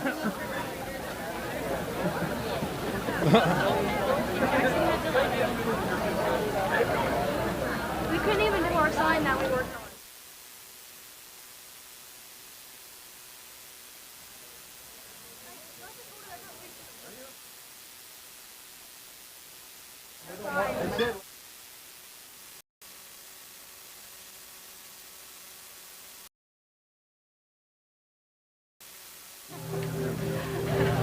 Allow me to introduce myself. Anola said that she can hear She was gonna bring us makeup wax, but I never did. Dumped on her head.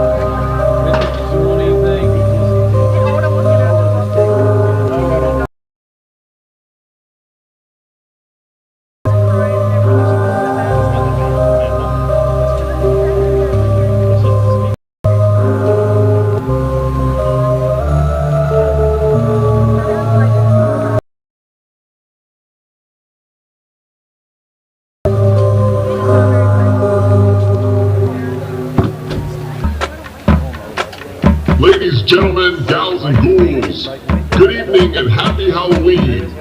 Tonight, for your halftime entertainment, Blue Devils have a special spooky show for you. But we hope you are ready for some of your favorite Halloween tunes. Please help welcome them to the field with a thunderous applause.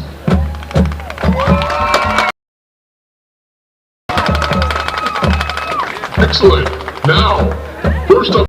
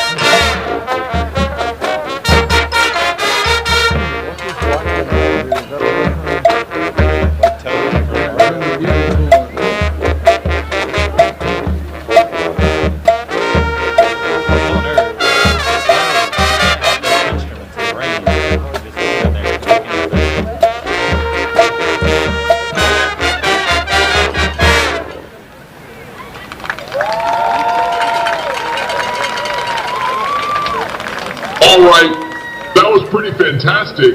They tell us not to fear him, but it's pretty tough not to. Dare to try your best as the band plays Don't Fear the Reaper.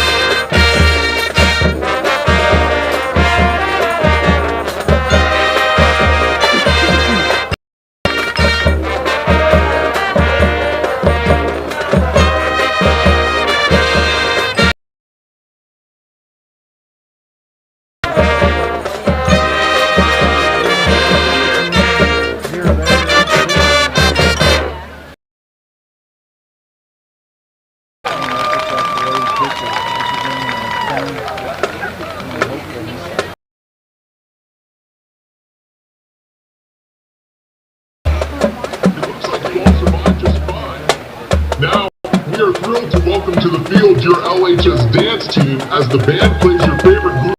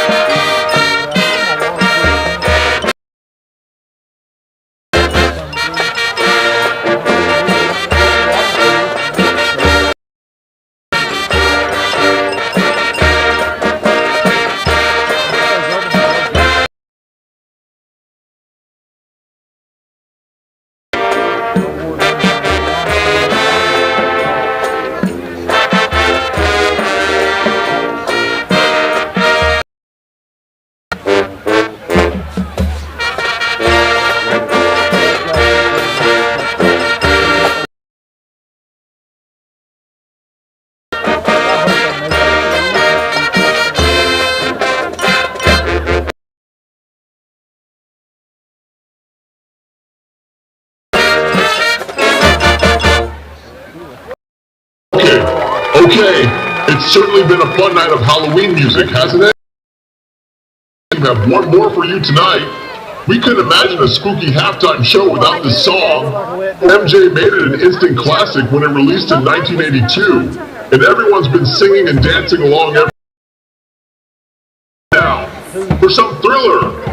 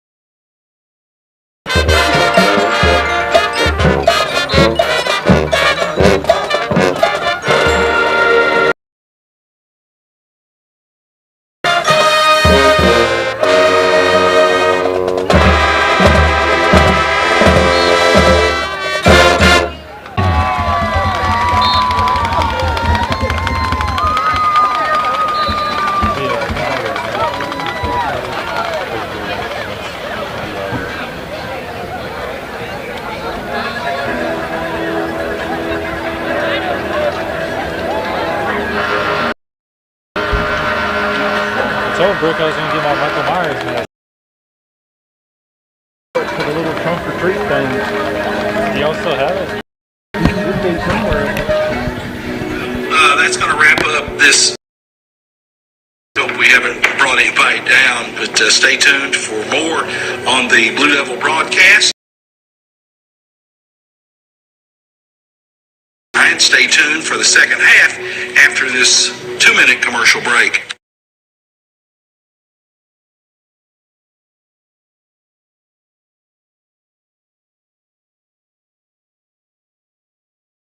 A kind word, a firm handshake, and treating others the way you'd want to be treated. In Tennessee, we're Farm Bureau Insurance, Tennessee's insurance company.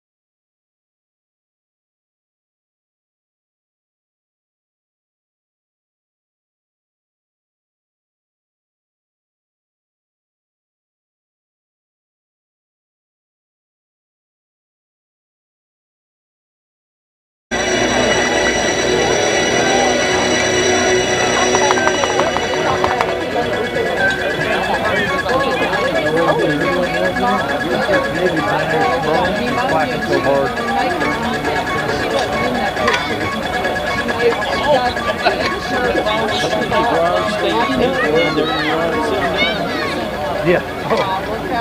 The little kid they got me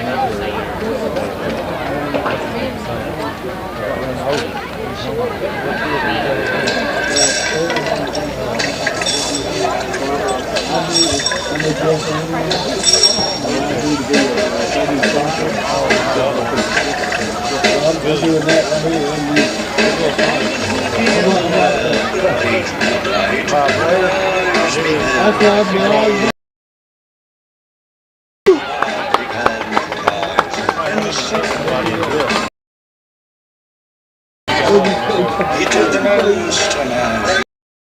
It was a graveyard smash. It got on in the land. It hit the monster from a laboratory in the castle.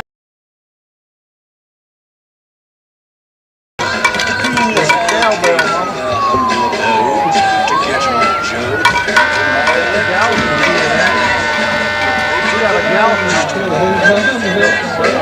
It was a graveyard smash. It got on in the land. It hit the monster man.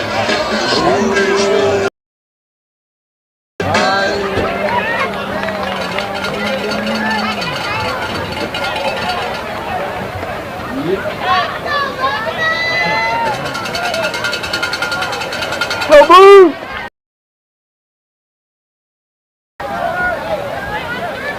Still want to do, and I want the time to do it, and spend it with the ones you want to be with, and that's not.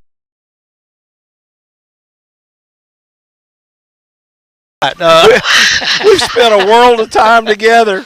Let's. Brookville leads Green Hill 44-0 at the half. What else have you got? Wilson Central. Yeah, nothing at the half. Yeah, that's it. Green Hill leads Mount Juliet by a score of 12-3. That's in the quarter. And Oakland and Riverdale, which we will play the winner of that game.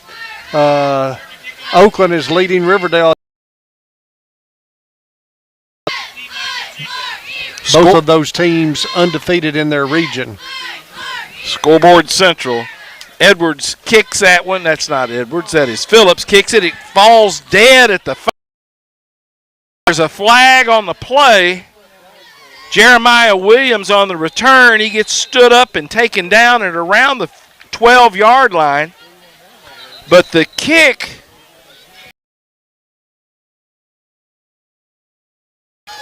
Got a flag on the 10, and then he took his hat off at the 12, so that means another infraction.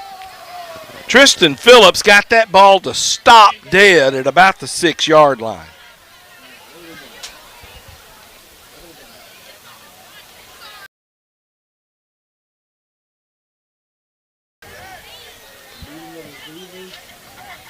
Then the officials will huddle and decide what they're going to call.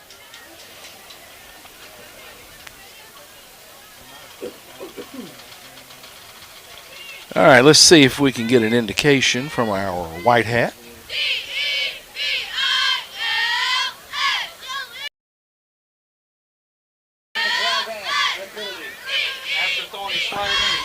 Yeah. So hat, flag thrown, wipe it all off. Chuck Gentry's trying to get an explanation from these birds. It looks like Gallup will take over 1st and 10 at their own 10 after the beautiful kickoff by Tristan Phillips just stopped dead. It had backspin, and on this wet, soggy turf just stopped. Ball is at the 10-yard line. At their own 10, trailing 28-17, 11:53 to go in the third quarter. Parks, Samuels, Hall, Morton up front for Gallatin. Strout has gone the distance at quarterback. Tailback is Hoskins. And the officials are still holding up play. Well, he can't move very fast. He's gone over to explain it. Bob, if you would, while we're waiting. Located at 225 West Main Street. Strout in the gun. Hoskins is his tail. Quick pass out in the flat, caught, and he is the receiver, turns him head over heels.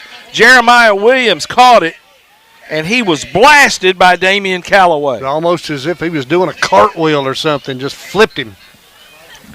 Gain of 1 yard. Strout throws it again into the flat. We miss a tackle. You want to get the first. And Micah Jenkins breaks a tackle and will pick up that first down for the Green Wave. Up to the, 24? 3.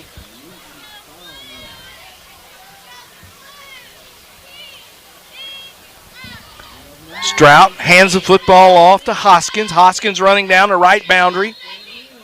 And he will be taken down. McPeak on that tackle along with Azita. First down, Gallatin.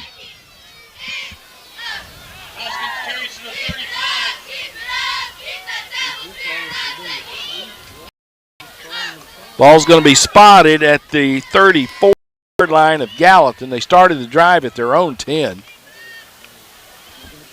Strout wants to throw.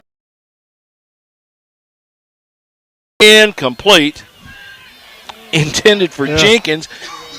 Yeah, 54's. As he wind up that far downfield, they call a personal foul on left.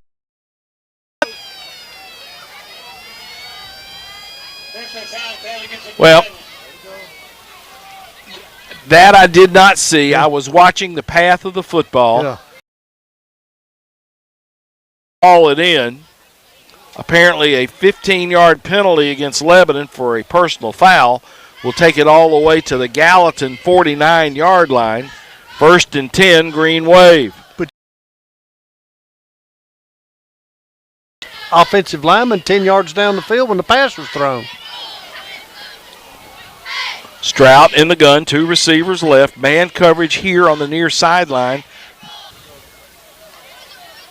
Strout hands the football to Hoskins. To the 50.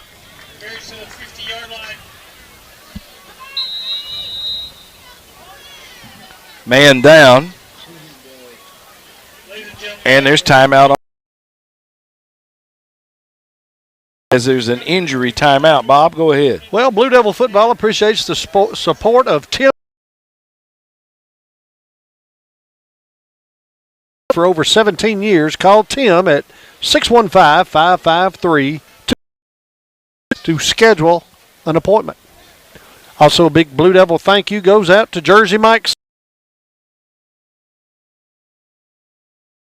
All your pregame party eats, call Jersey Mike's at 444-9886.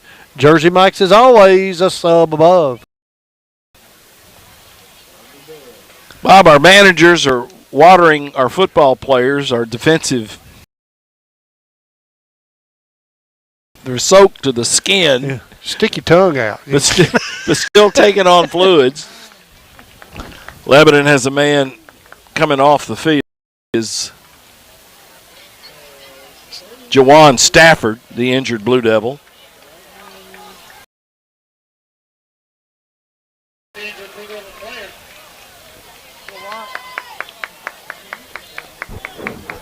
Coach Gentry having a word with Jewell before he leaves the field.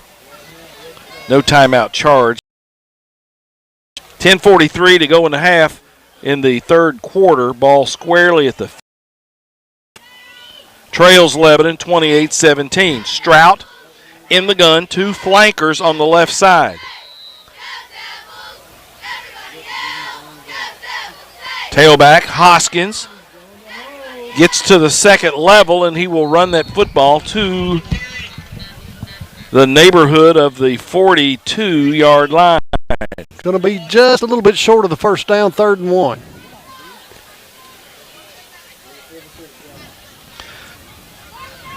.226 left in the third. Green Hill leads Mount Juliet 12-10.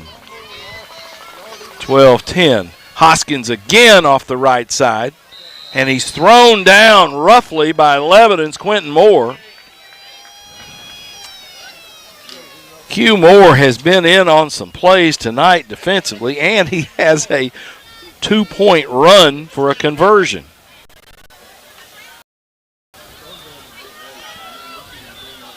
First and 10, Gallatin. Hoskins runs right end, cuts it up, taken down on a diving tackle by McPeak. If McPeak doesn't get him on the ground, Bob, he could still be running. Yeah, Carter did a good job of getting him down. Otherwise, yeah, he had just kind of turned the corner, headed downfield when that tackle was made. Gallatin will move personnel, flip-flop from left to right. 2 receivers right, 1 receiver left. Hoskins changing the play at the line of scrimmage on a 1st down and 10. Hoskins takes the handoff, and he's hit and pulled down for a loss.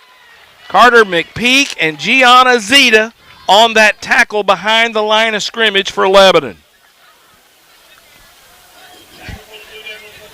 And, Tommy, those are two players right there, both of them sophomores, that the future looks bright for them in those linebacker positions. We're playing a lot of youngsters. Yeah. Ball's at the 30-yard line. 2nd and 13 for Gallatin at the Lebanon 30. Play fake. Strout throws it through the hands of the intended receiver, Micah Jenkins. That was a little hot for this weather, given the conditions as wet as it is. Well, I'll have to commend Harrison right there, because he could have lit him up coming across the middle, and he held up and didn't do so. You just cannot do that in this day and age in any level of football. Yeah, and that's back playing safety, your eyes would light up when you'd see somebody come across the middle reaching up for a ball. Player safety these days, though, that is paramount. 3rd down and 13. Motion. Strout lobs it over the middle. That is caught, and he's going down. Jeremiah Williams on a little short post route shook the end zone for a score. Gallatin has trimmed this lead to 28-23. Max Kelly on to attempt the PAT for the Green Wave. Ridings is the holder.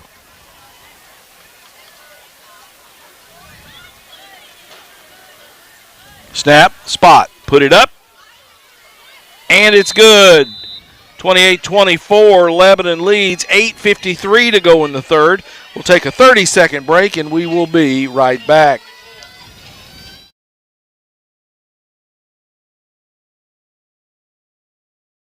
A kind word, a firm handshake, and treating others the way you'd want to be treated. That's just how we do things in Tennessee.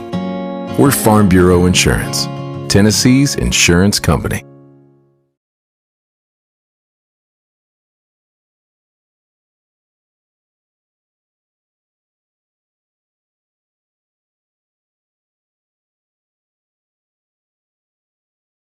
All right, Gallatin takes the opening.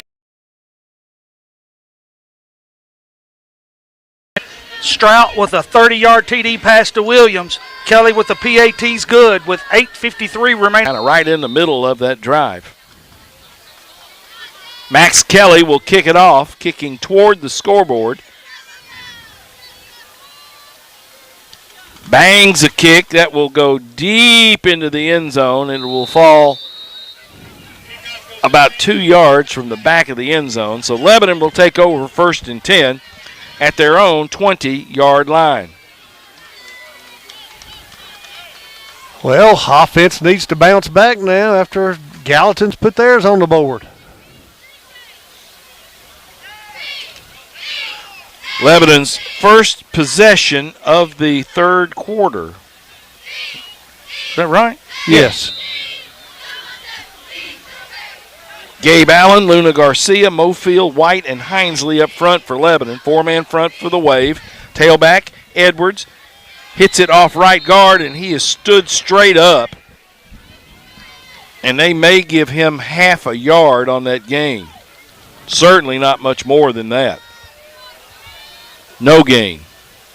And it has been a steady rain throughout this football game. The field has held up well. And, Bob, I think it's held up so well because it has been so dry. Yeah. All that rain has just been absorbed into the ground. Hadn't we gone like 29 days without any rain? Yeah. Edwards, play fake. Mariah gets on the edge, and they finally get him tackled. Coming up to make that tackle for Gallatin was the corner, Micah Jenkins.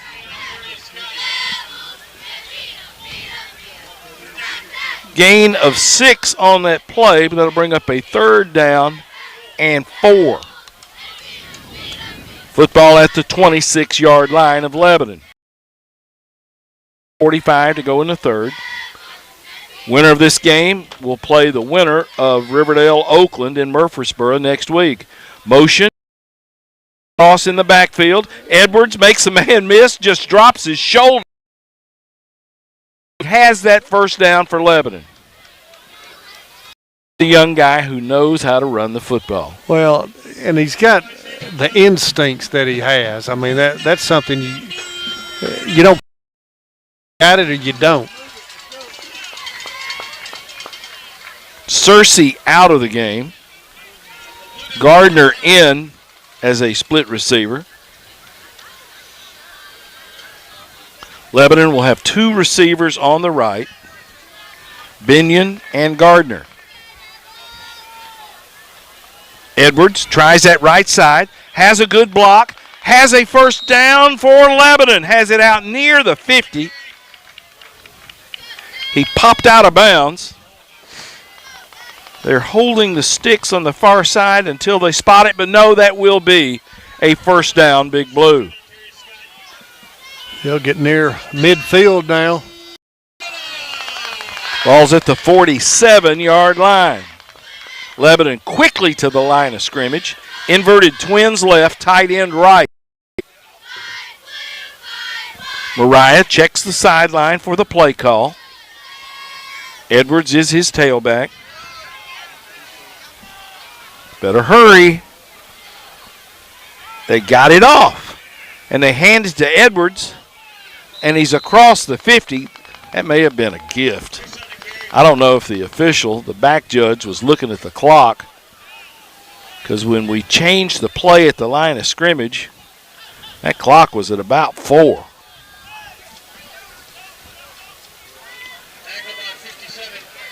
Ball is going to be spotted at the Gallatin 49-yard line. 2nd down and 6 for Lebanon. Flanker left, slot left. Play fake to Edwards. Mariah up the gut, gashes Gallatin, and he takes it to the house. Twice in this football game off the play fake, Mariah has cut him right down the middle for a long touchdown. That one goes 49 yards. That's a thing of beauty. I mean, and what a burst of speed he's got, Tommy, when he just outruns everybody on Gallatin defense. Well, no question. He's quite an athlete. Isaiah Mariah with a touchdown run. Lowry will snap it to Mariah, who will put it down for Tristan Phillips. Snap it, spot it, kick it up. And that is good. How about this one? 6:11 to go in the 3rd. Lebanon on top of Gallatin, 35-24. We'll take a 30-second break and be right back.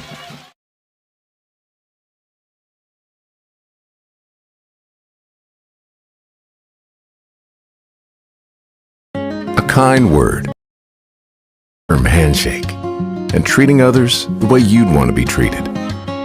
That's just how we do things in Tennessee. We're Farm Bureau Insurance, Tennessee's insurance company.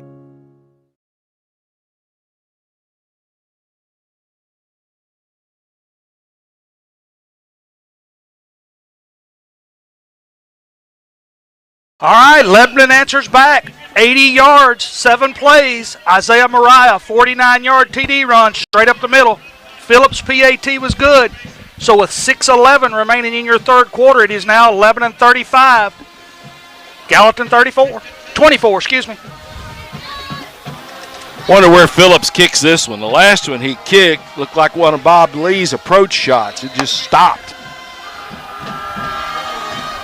Kicks a two-hopper that hits the return man, who fields it and is slung to earth by Lebanon's coverage unit. On that return for Gallatin was Micah Jenkins. Are they throwing a flag on that? I don't think there's no. I saw Devontae put his hands up over his head like, surely you're not calling something. Well, we had several players that were backing up saying I'm not engaged anymore, and I think they were looking for a flag on Gallatin. Okay, the ball's at the 36 of Gallatin. 1st and 10, Green Wave. 6:06 to go in the third. Lebanon leads 35-24.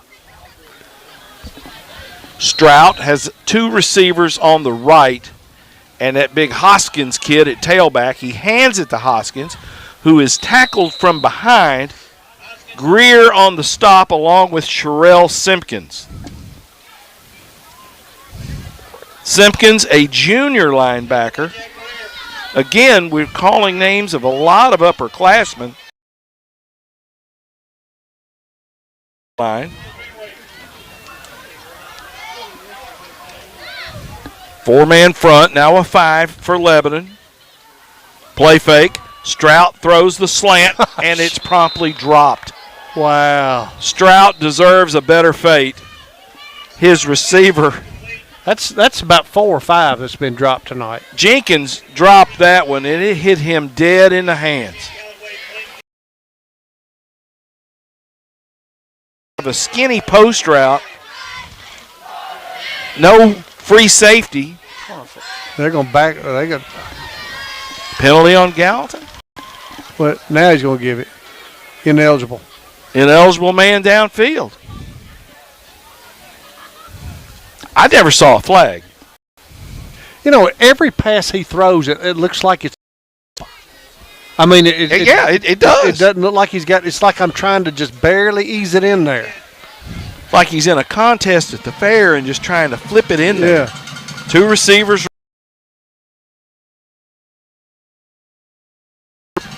On the carry to the 40. 39. 39, excuse me.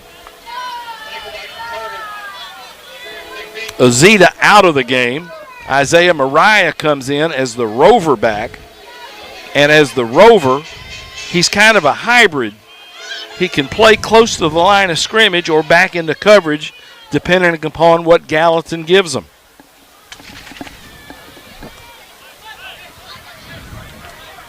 Third and 7 for the Green Wave. Lebanon trying to get that secondary set. Strout wants to throw. Flips a pass. Incomplete. It is broken up. Well played. Neal. Tez Neal on that play.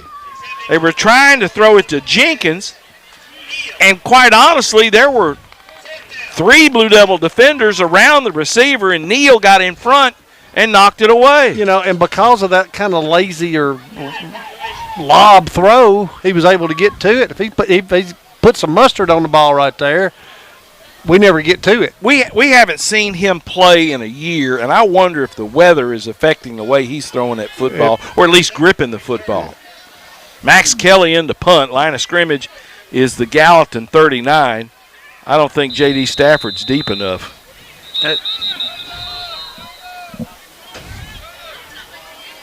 Delay of game, Gallatin.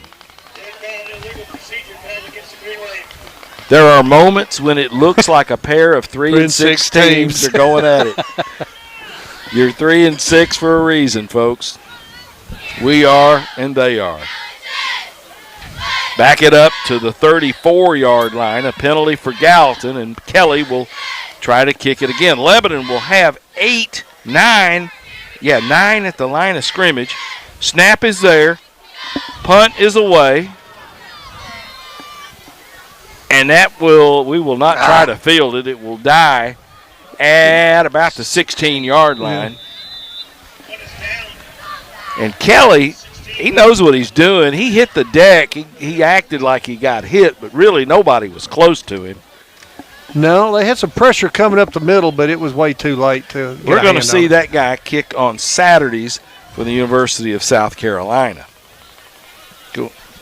Tommy, let me give you a stat here. If I told you halfway through the third quarter Deuce Edwards had 134 yards and 2 touchdowns, but he's not our leading rusher.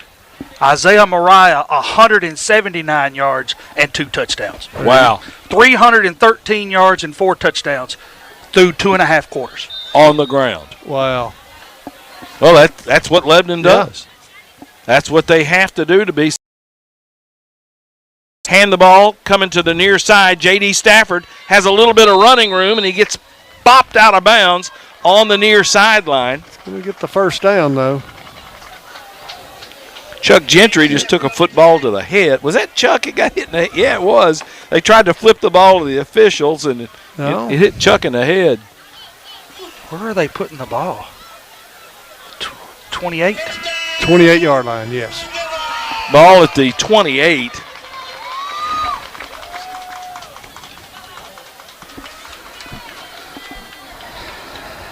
Mariah in the gun. Edwards behind him, and Lebanon moved. Gabe Allen, offensive tackle, moved. Illegal procedure.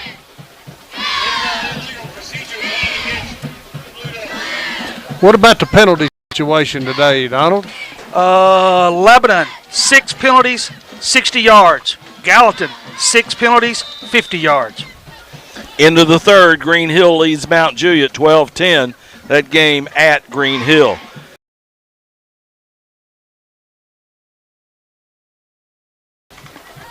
That's for the region championship. Slot right for Lebanon on a 1st and 15. Motion, play fake. Mariah goes right up the middle. They pull him down high around the neck. No call. But Isaiah Mariah with a good run. And he will push the football to the 34-yard line. The field has really held up well tonight. I'm kind of shocked, but like you said, we hadn't had any rain. And we're getting it tonight. It has rained steadily from the time we got to the stadium. 2nd and 4 from the 34 for Lebanon. Edwards, they catch him in the backfield. Nothing going that time. No, they ran that big defensive lineman, Kaysen Boswell, a sophomore, got in there and pulled Deuce Edwards down before he could get started. Lebanon nursing an 11-point lead. Lebanon huddling, try to burn clock. 35-24, Lebanon leads, 3:38 to go. Riverdale leads Oakland 21-14, 8 minutes to go in the game. Riverdale leads Oakland 21-14, 8 minutes left. We did it again. Movement again pre-snap. Could you text our score in time to that gentleman right there, please? Thank you. We've got help in the press box tonight. Illegal procedure, Lebanon. Pre-snap penalty.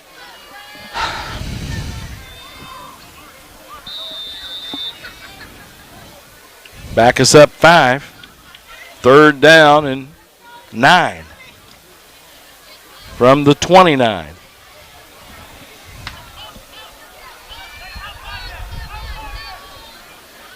Three receivers left. Bootleg, Mariah out in the flat, tried to get it to Callaway, and it goes incomplete. Gallatin had a linebacker drop over there on him. Incomplete. Breaking that one up was Parks. You know, Tommy, through the years, this Lebanon-Gallatin rivalry that's going on, we've changed our uniforms through the years with the L, with the Devils, the and Devil the script. Yeah. With the we had blue helmets at one time when Bobby was there. Yeah. I mean we've had a lot of different things. Gallatin has been a mainstay with the old Green Bay Packer look. One punt by Phillips. 24. He has kicked into the rain and got a nice little roll. Punt went up and turned over. So the punt goes 47 yards for Tristan Phillips in less than perfect conditions. Yeah. And it was a good time for it too. So Gallatin is backed up all the way to their 24-yard line. So Lebanon with the field position. Green Wave trailing by 11, 35-24, 2:47 to go in the third. A lot of football still to be played here at Tribble Field, Watkins Stadium. Strout wants to throws that hot route, has a man open. He's dancing and has plenty of room for a first down and will take it down the boundary, cuts back against the grain.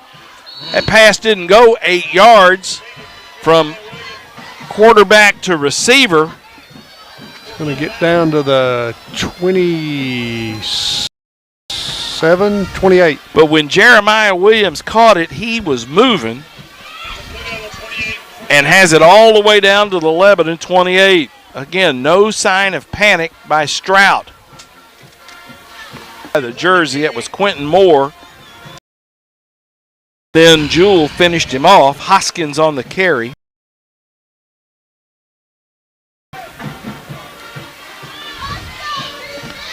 Second down and 7.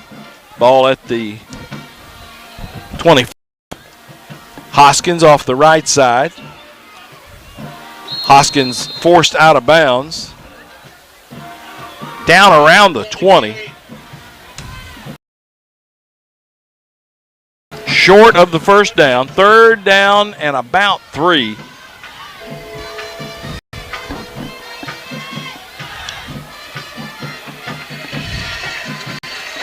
Two receivers left and 2 right. Tailback. Quarterback's going to keep it on the play fake, and Lebanon will pull him down. Strout on the carry. First down. Simpkins and Quentin Moore on the tackle for Lebanon.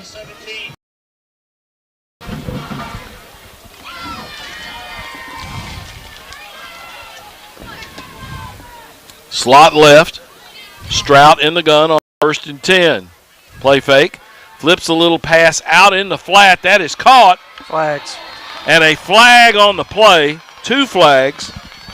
The intended receiver, or the guy who made the catch, was Preston Mooney, who was all by his lonesome. And it looks like it's going against Gallatin. I wonder if they ran a pick over there, Bob. I don't know what they. He was so wide open. They had to do something to get him that wide open.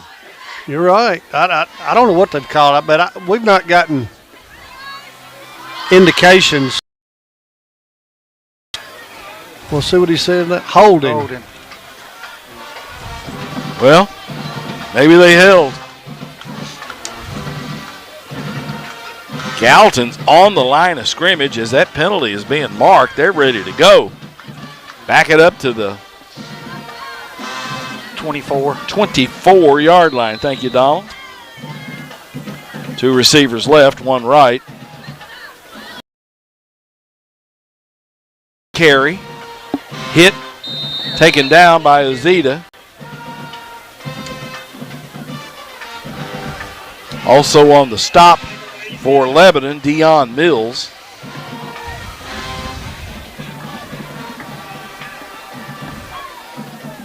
Gallatin quickly to the line of scrimmage. Play fell. And had to drop and dropped it. Still got it. And got the pass off complete to Hoskins, who juggled it when he caught it. It's going to be to the 9-yard line. Did not pick up the first. Where'd he get to? He is at the 9 or the 8, excuse me, 8-yard line. 3rd down and 1.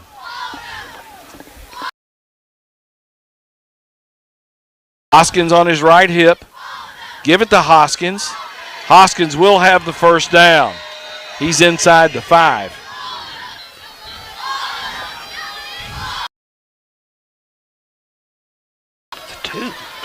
Oakland has taken a 22-21 lead over Riverdale with 6.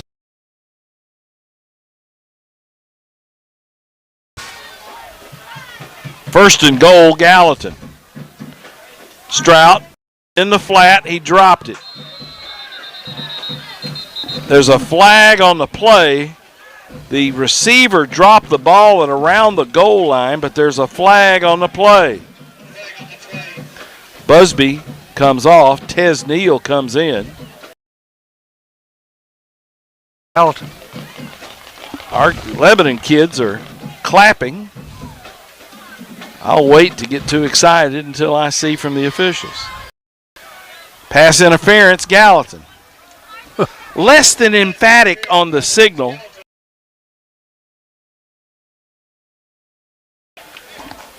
It's as if I'm giving a signal just because I have to. Yeah, it was lazy about it, you know.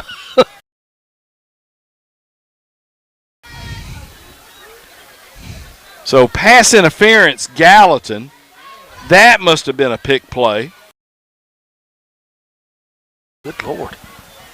So it's coming all the way back to the 18. So first and goal from the 18.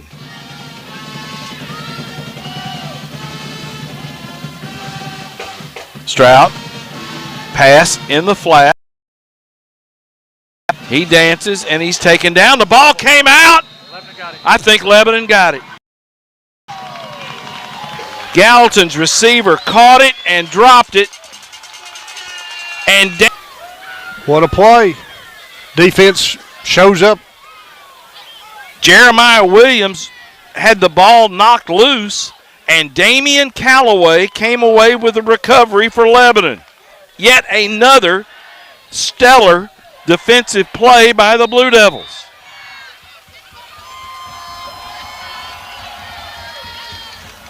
So Lebanon takes over, 1st and 10 at their own 8. 7 seconds left to go in the 3rd quarter. Edwards tries to get on the edge, finds the corner, cuts back and gets it out to the 20-yard line. There's a flag on the play. I think they're going to get Cersei for the hold.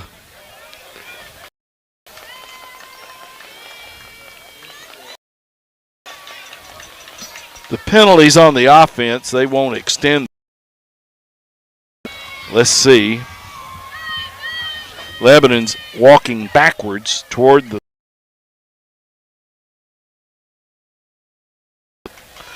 Blue Devils.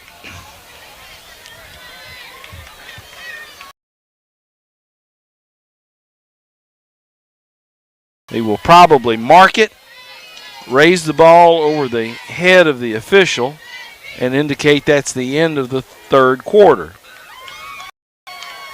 Yeah. That is the end of the 3rd quarter. That ball's too heavy to lift.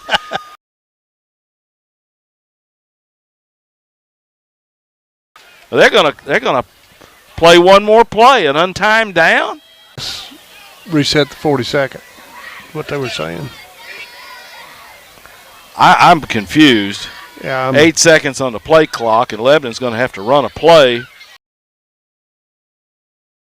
Fake it to Edwards. Mariah runs it off the left side, and that will be the final play of the 3rd quarter. So here at Tribble Field Watkins Stadium, we'll take a 60 seconds, and we will be right back.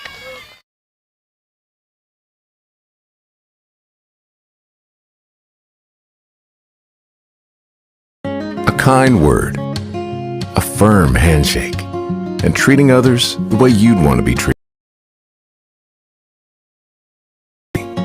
We're Farm Bureau Insurance, Tennessee's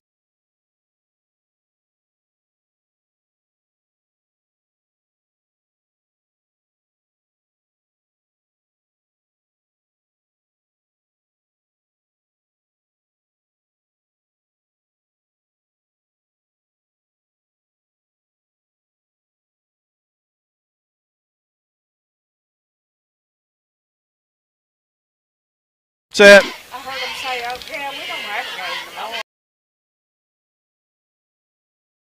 Well, Bob, you got the fourth quarter. Oh, yes.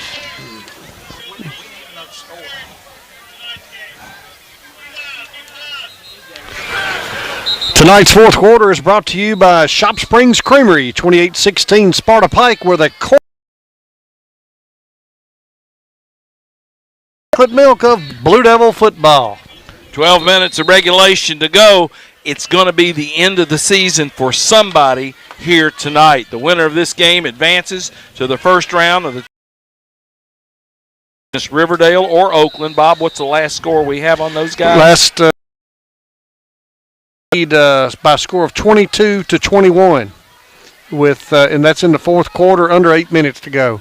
Edwards runs left for Lebanon, tries to get on the edge, slings a man off. Azita. That's Azita, excuse me. He has slung a defender to earth and powered that thing out to about the 30-yard line. Gian Azita, who is apparently a star on the soccer field, but he runs it out to the 30-yard line. 1st and 10, Big Blue. 11:35 to go in this game. Jonah Gardner in now for Cersei at the wideout. We haven't thrown the ball much at all today, have we, Donald? 4 times. I could not get off. 5-yard penalty left. We must have. We beat the clock on the penalty. We will keep it right here. Now, the Blue Devil Football Foundation thanks football alumni Ryan Alds, Elliot Carson, and Todd Tressler for providing Wednesday's team meal, and Lebanon Mayor Rick Bell for feeding the team earlier today. If you'd like to help keep the Blue Devil pantry stocked, please call Darren Reynolds at 615-218-0790. Lebanon High's annual canned food drive is underway and will November the 15th. Canned fruits, veggies, chicken, tuna, mac and cheese, peanut butter, and bags of rice or beans are in need right now. Please clean in glass containers. All food collected will go to the Joseph Storehouse and the Wilson County Civic League for distribution to the needy. 1st and 10. Own 30, leading 35-24 over Gallatin. Mariah sends Stafford in motion, snap ball, and take a loss. I don't know if he was distracted by the motion man, but the ball got through quarterback Isaiah Mariah.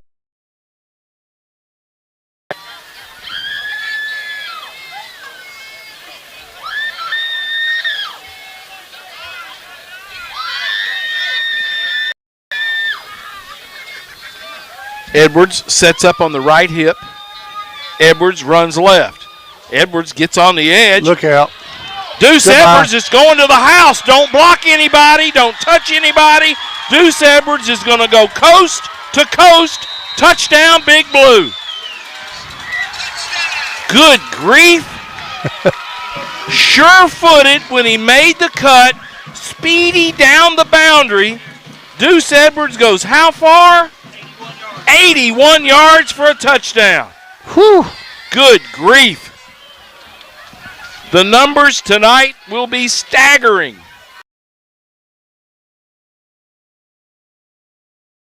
Put a foot in the ground and took it to the house. Lowry will snap it to Mariah, who will put it down for Phillips. Snap, spot, pick up, line drive. Good.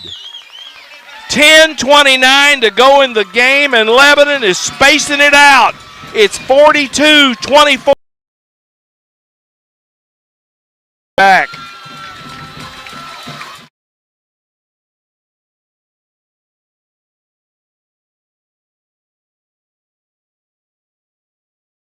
A kind word, a firm handshake, and treating others the way you'd want to be treated. That's just how we do things in Tennessee. We're Farm Bureau Insurance, Tennessee's insurance company.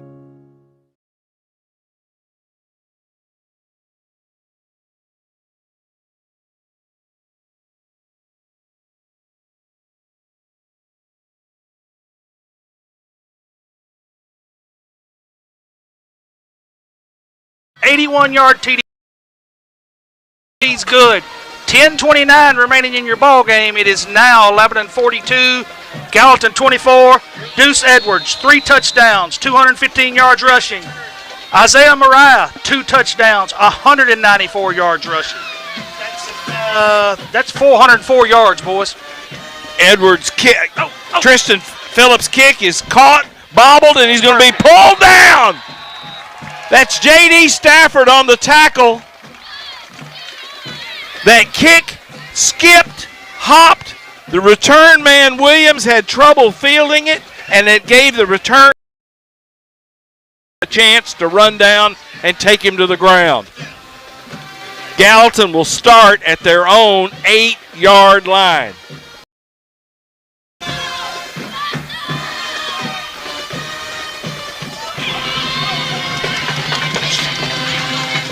Strout will bring his team to the line. Back. Give it to Hoskins, trying to run left. McPeak. Yeah, McPeak got in there and pulled him down by the ankles.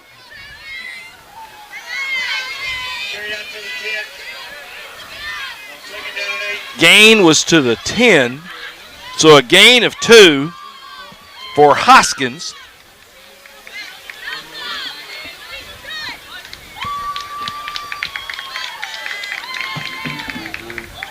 Second and 8. 5-man Micah Jenkins on the reception. Just a little quick slurry. Gallatin first down. 9:35 and the clock runs. You know, for Gallatin to throw that pass, that's the perfect pass when we got our linebackers rushing like that, because it's right behind where those linebackers would have been. One back in the backfield with Strout. He wants to throw, flips it out. Lebanon chasing. Can't get him on the ground, but they will force him out of bounds. Flag on the play. They're going to get us for a late hit on the sideline. Austin Harrison with the tackle for Lebanon.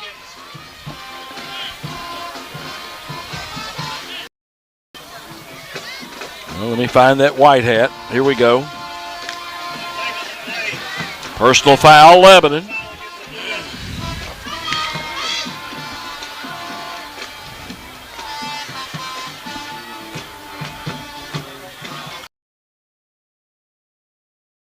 Late hit. We're a long way away, but and then I think Harrison hit him as he was coming on down the sideline. Motion to the near sideline, hand that thing off. Hoskins is hit, and he'll just pick up a yard or so. Hoskins was a flanker left, and they brought him in motion by tried to run him on a dive. He picked up 2 yards maybe. A lot of motion for very little gain. 8:50 to go in the game. Lebanon on top, 42-24.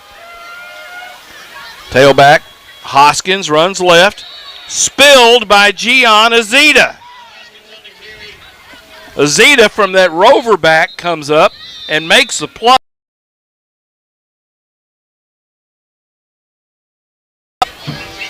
Well, they got a player down. Gallatin has a man down. We will keep it. Congratulations to Lebanon High sophomores Riley Rogers, Izzy Haynes, and Lottie Pruitt, who qualified for the Region 5 state championships in cross country, marking the first time in the program. LHS will be sending 3 young ladies on to state. On the boys' side, Everhart Swain has qualified for the state. All 4 will run in the state meet Saturday. Here's the final for you, big boy. Green Hill wins 12-10. On downs, Green Hill got in the victory formation, and the Hawks win 12. Green Hill now leading that all-time series 3-1. And that is the first win for a home team in that series. Well, our first final of the night, Green Hill over Mount Juliet 12-10. No scoreboard show tonight. Those guys work on Friday.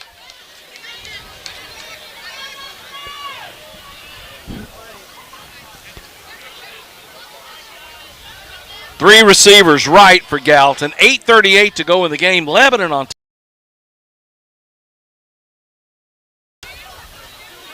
Strout. Empty backfield. Here comes the heat. He's forced out of the pocket. Throws it over the middle. It is caught. Lebanon will take him down. Get down to the 41-yard line. C-A-G-L-E, Cagle on the reception. 1st and 10, Green Wave. Ball at the Lebanon 41. Empty backfield, 3 receivers left, 2 right. Whistles everywhere. Sean Fry, Lebanon's defensive coordinator, talking to the side judge. Timeout, Lebanon. Timeout on the field. We'll send it back to the station for 30 seconds. 8:11 to go in the game. Lebanon leads 42-24 over the Green Wave. MJ, a 30-second, please.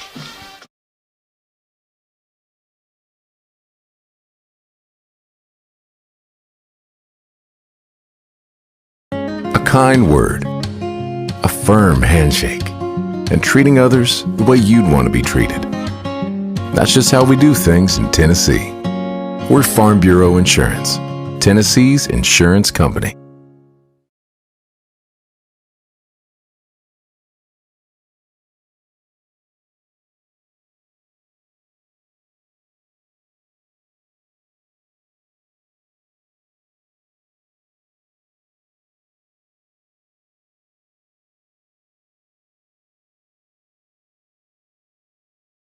Have our post-game interview with Chuck Gentry. He will tape and then bring it to the press box where we can play it for all of you.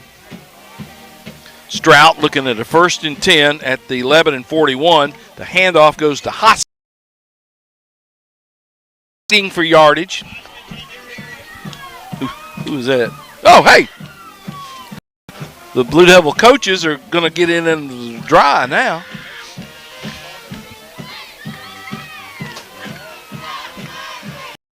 Was to the 36 to the 36-yard line. 3 receivers right. Hoskins 0. I'm sorry, Bob. Go ahead. I mean, it comes to mind. They're down 18 points with 7 minutes, and they're running up the middle. I don't. 3rd down for Gallatin. The Lebanon 36. Strout wants to throw. Pressured. Stafford's on. Number 28. I rarely hear about 4 Staffords on this team. This is Jaden who got the pressure. 4th down.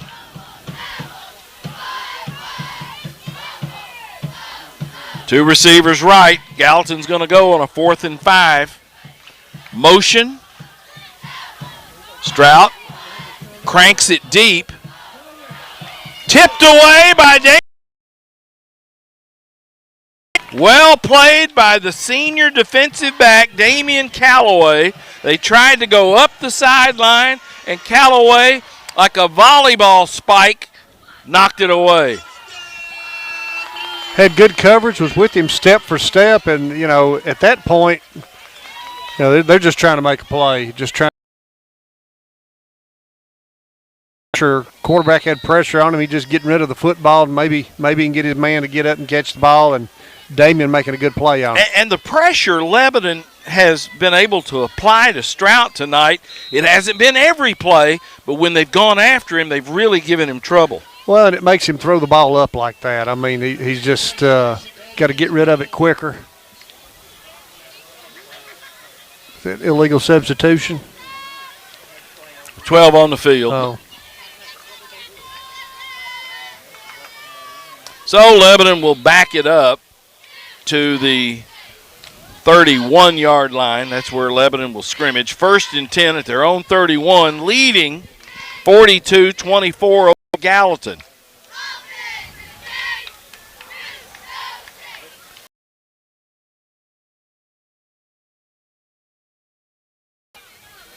Will have his back in motion. Hand that thing off on an inside handoff. J.D. Stafford tries to get on the edge, and they will pop him out of bounds. Now, why do they? Okay, they keep the clock running, and it probably helps Lebanon, but both the ball carrier and the defender went 3 yards out of bounds. Yeah, I don't understand that. Why is the clock running? Again, it helps Lebanon, but the gain is to the 30-yard line. Unless they agreed to. 35-yard line.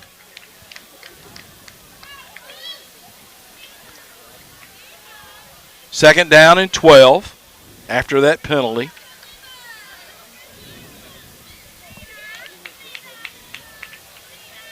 Tailback runs right, has some running room.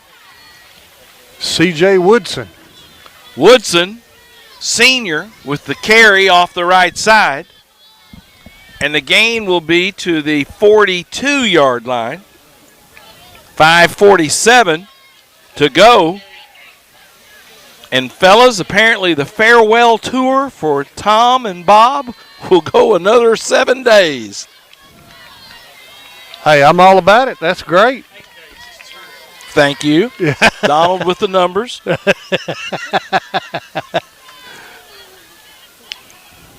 Wide receiver, slot left. Tailback, runs left. Check it. That's the quarterback. Mariah has popped it again all the way down to the 40-yard line of Gallatin. That's put him over 200 yards now. Lebanon substituting heavily now. Jackson comes in at a wide receiver. Tyler Hurst in the game. Let's go. Final. Oakland 21. That's our second final of the night. Oakland 21. Tailback, left side. Woodson. Woodson with a good run to the 31-yard line of Gallatin. Well, and Tommy, you know that's got to be a final in Cookeville too, but we don't know what the, you know. Yeah, we know who the winner was, but I don't know what the final was. It was at one time 37-0. I just got a weather bulletin. Says rain expected to end this bed. When's the last time we had 2 guys rush for over 200 yards? Oh, yeah. Oh, that's no telling. Well, we've got the stats put up in some books. I don't know if we've ever had anybody with 200, 2 guys with 200. Woodson finds a hole. First down, Woodson.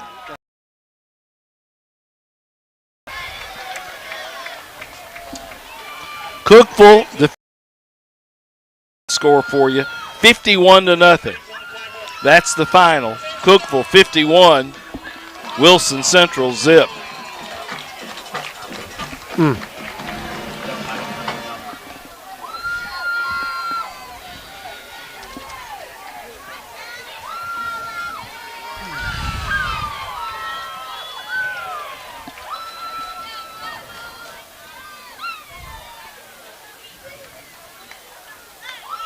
Mariah in the gun, hands it to Woodson.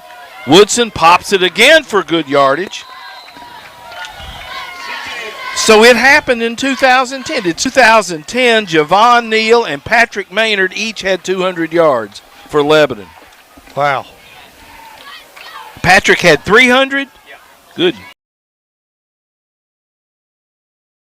Track meet game.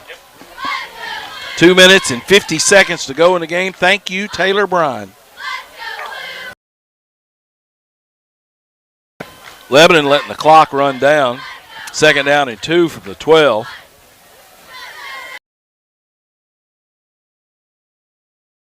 And the tailback runs it, and Gallatin finally figures out who tackles him for a loss of 3 back to the 15.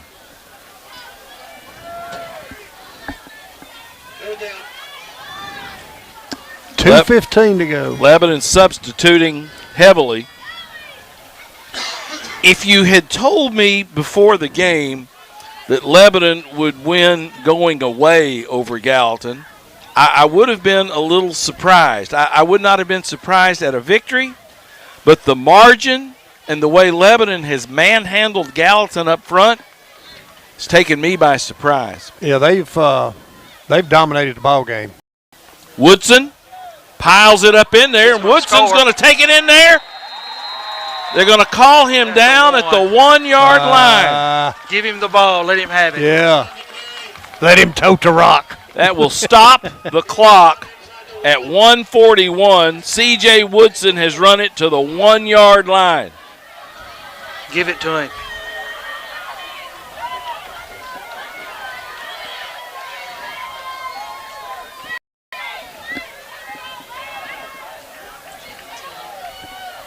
Clock's down to 1:26.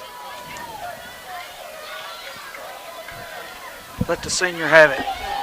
Woodson in the backfield with Mariah. Woodson takes it into the end zone for a touchdown, Big Blue. C.J. Woodson gets it into the end zone on a 1-yard run, and Lebanon, the route continues. Good for him. Yeah, good for that young man. It is 48-24 Lebanon over Gallatin. And for old birds like us, Bob Lee, yeah, that feels pretty good. Yeah, that was our big rival in our day. Yeah. Lowry will snap it to Mariah, who will put it down for Phillips. Snap it, spot it, kick it, good. 49-24, Lebanon leads Gallatin with 1:13 to go in this one, folks. 30-second break, please, and we will be right back. How about the girl carrying the flag?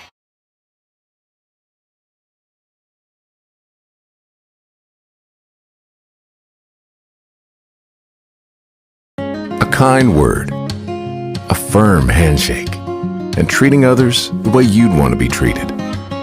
That's just how we do things in Tennessee. We're Farm Bureau Insurance, Tennessee's insurance company.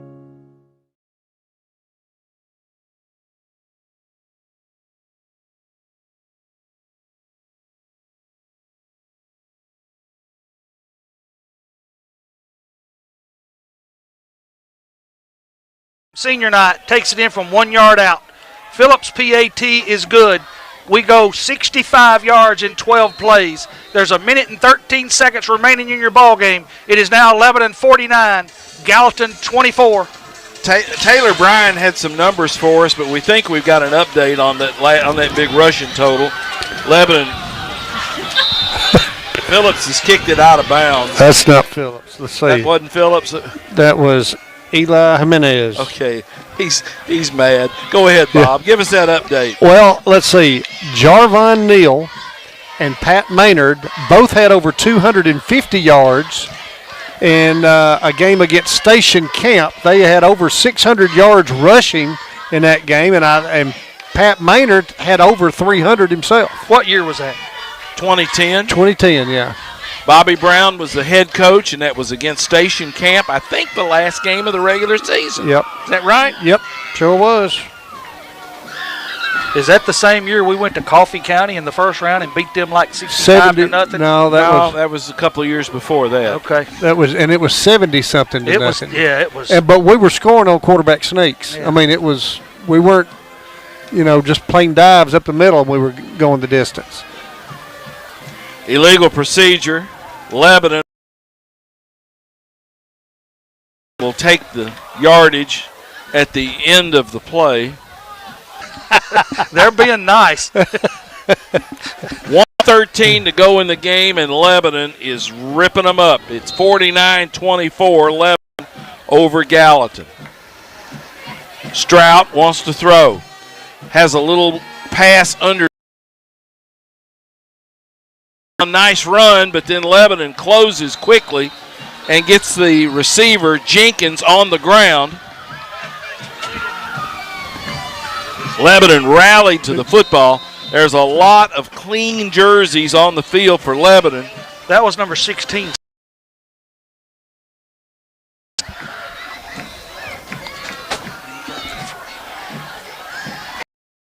Timeout on the field. Somebody. It is. Might be the referee taking a rest.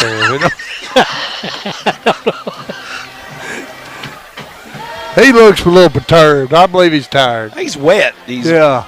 Yeah. Certainly. I think he's wanting a goo-goo or something.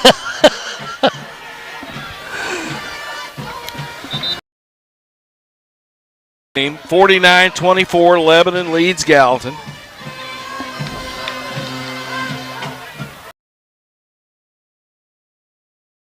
And 3 receivers left. Got it at Lebanon's 49-yard line. Now motion out of Hoskins.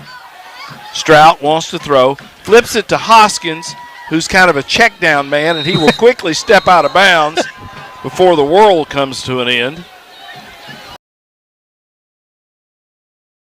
Hoskins, and he just quickly said, I'll stop the clock. I'll get out of bounds. The gain is going to be to the 39-yard line.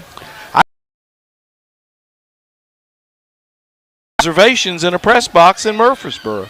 Well, maybe we'll have room there. 3 receivers left, 2 right. Pass out of the backfield. Boom! What a big hit by Lebanon. Timing was perfect. Is that 80? That is Xavier Dowell with that big hit. Wow. He decleated him. Said, I'm going to let him catch it and then go blow him up. Who think that was Micah Jenkins with that reception? Mr. Jenkins.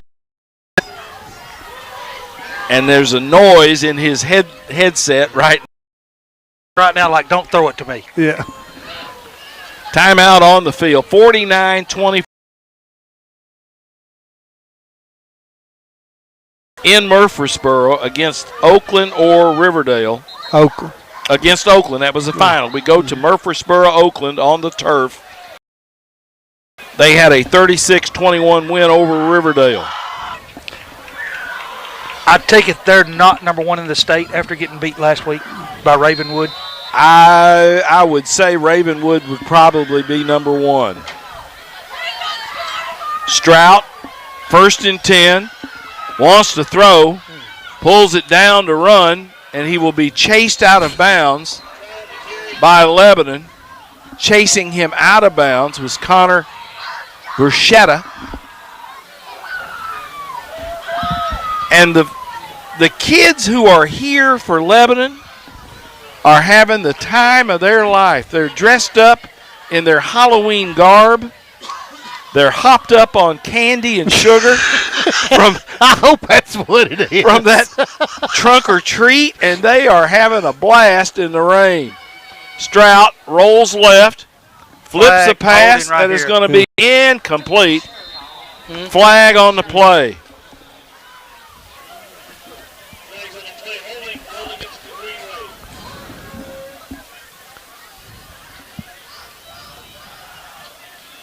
So Lebanon will have a record of 4-6 and go to Oakland next week. Lebanon back in the playoffs. They missed the playoffs last year because they lost 32-30 at Gallatin in this same.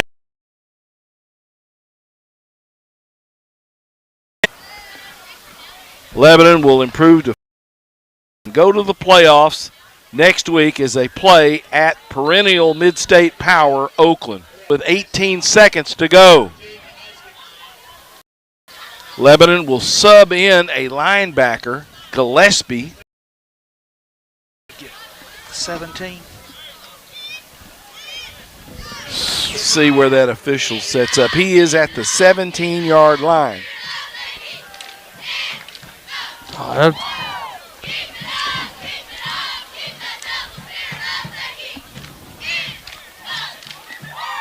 Strout throws a little Miami screen. He reverses his field. He's going to take it into the end zone for a touchdown with 8 seconds to go in the game. Jeremiah Williams has a 17-yard touchdown reception for Gallatin. They ran a little slip screen, a Miami screen, and got under, caught the pass, and then took it into the end zone for a touchdown. Max Kelly will attempt the PAT out of the hold of Ridings.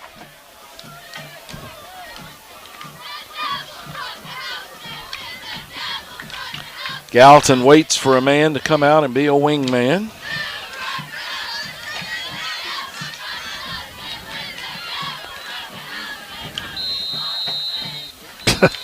Gallatin has apparently lined up offsides. No, Lebanon has applied offside. Gallatin will move the football half the distance to the goal, as if it matters for Max Kelly. 8 seconds left in the game. Gallatin with a cosmetic score.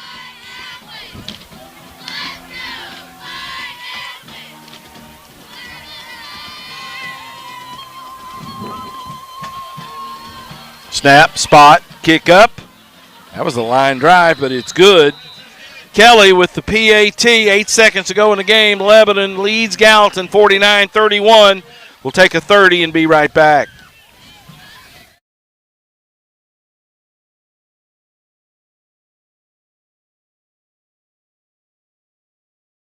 A kind word, a firm handshake, and treating others the way you'd want to be treated. That's just how we do things in Tennessee. We're Farm Bureau Insurance, Tennessee's insurance company.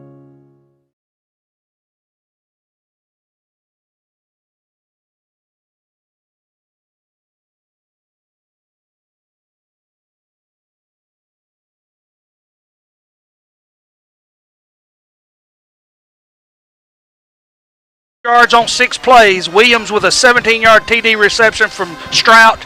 Kelly with the PAT. It is now our Lebanon Blue Devils 49, Gallatin 31.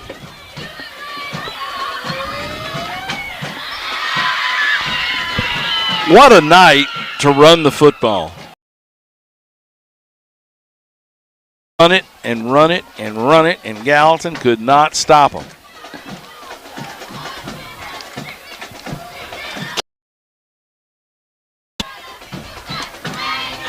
Lebanon has nobody deep, anticipating an onside kick. It's an 18-point lead for Lebanon. I don't think Gallatin has a 19-point play in the bag.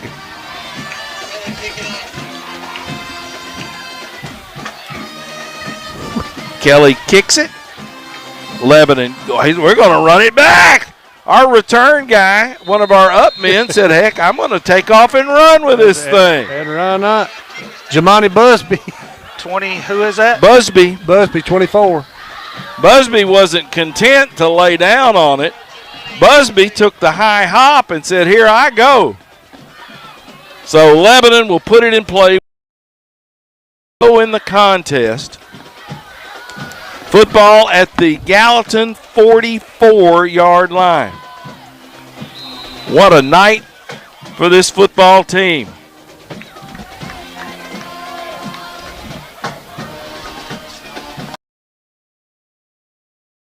Snap. Mariah takes a knee.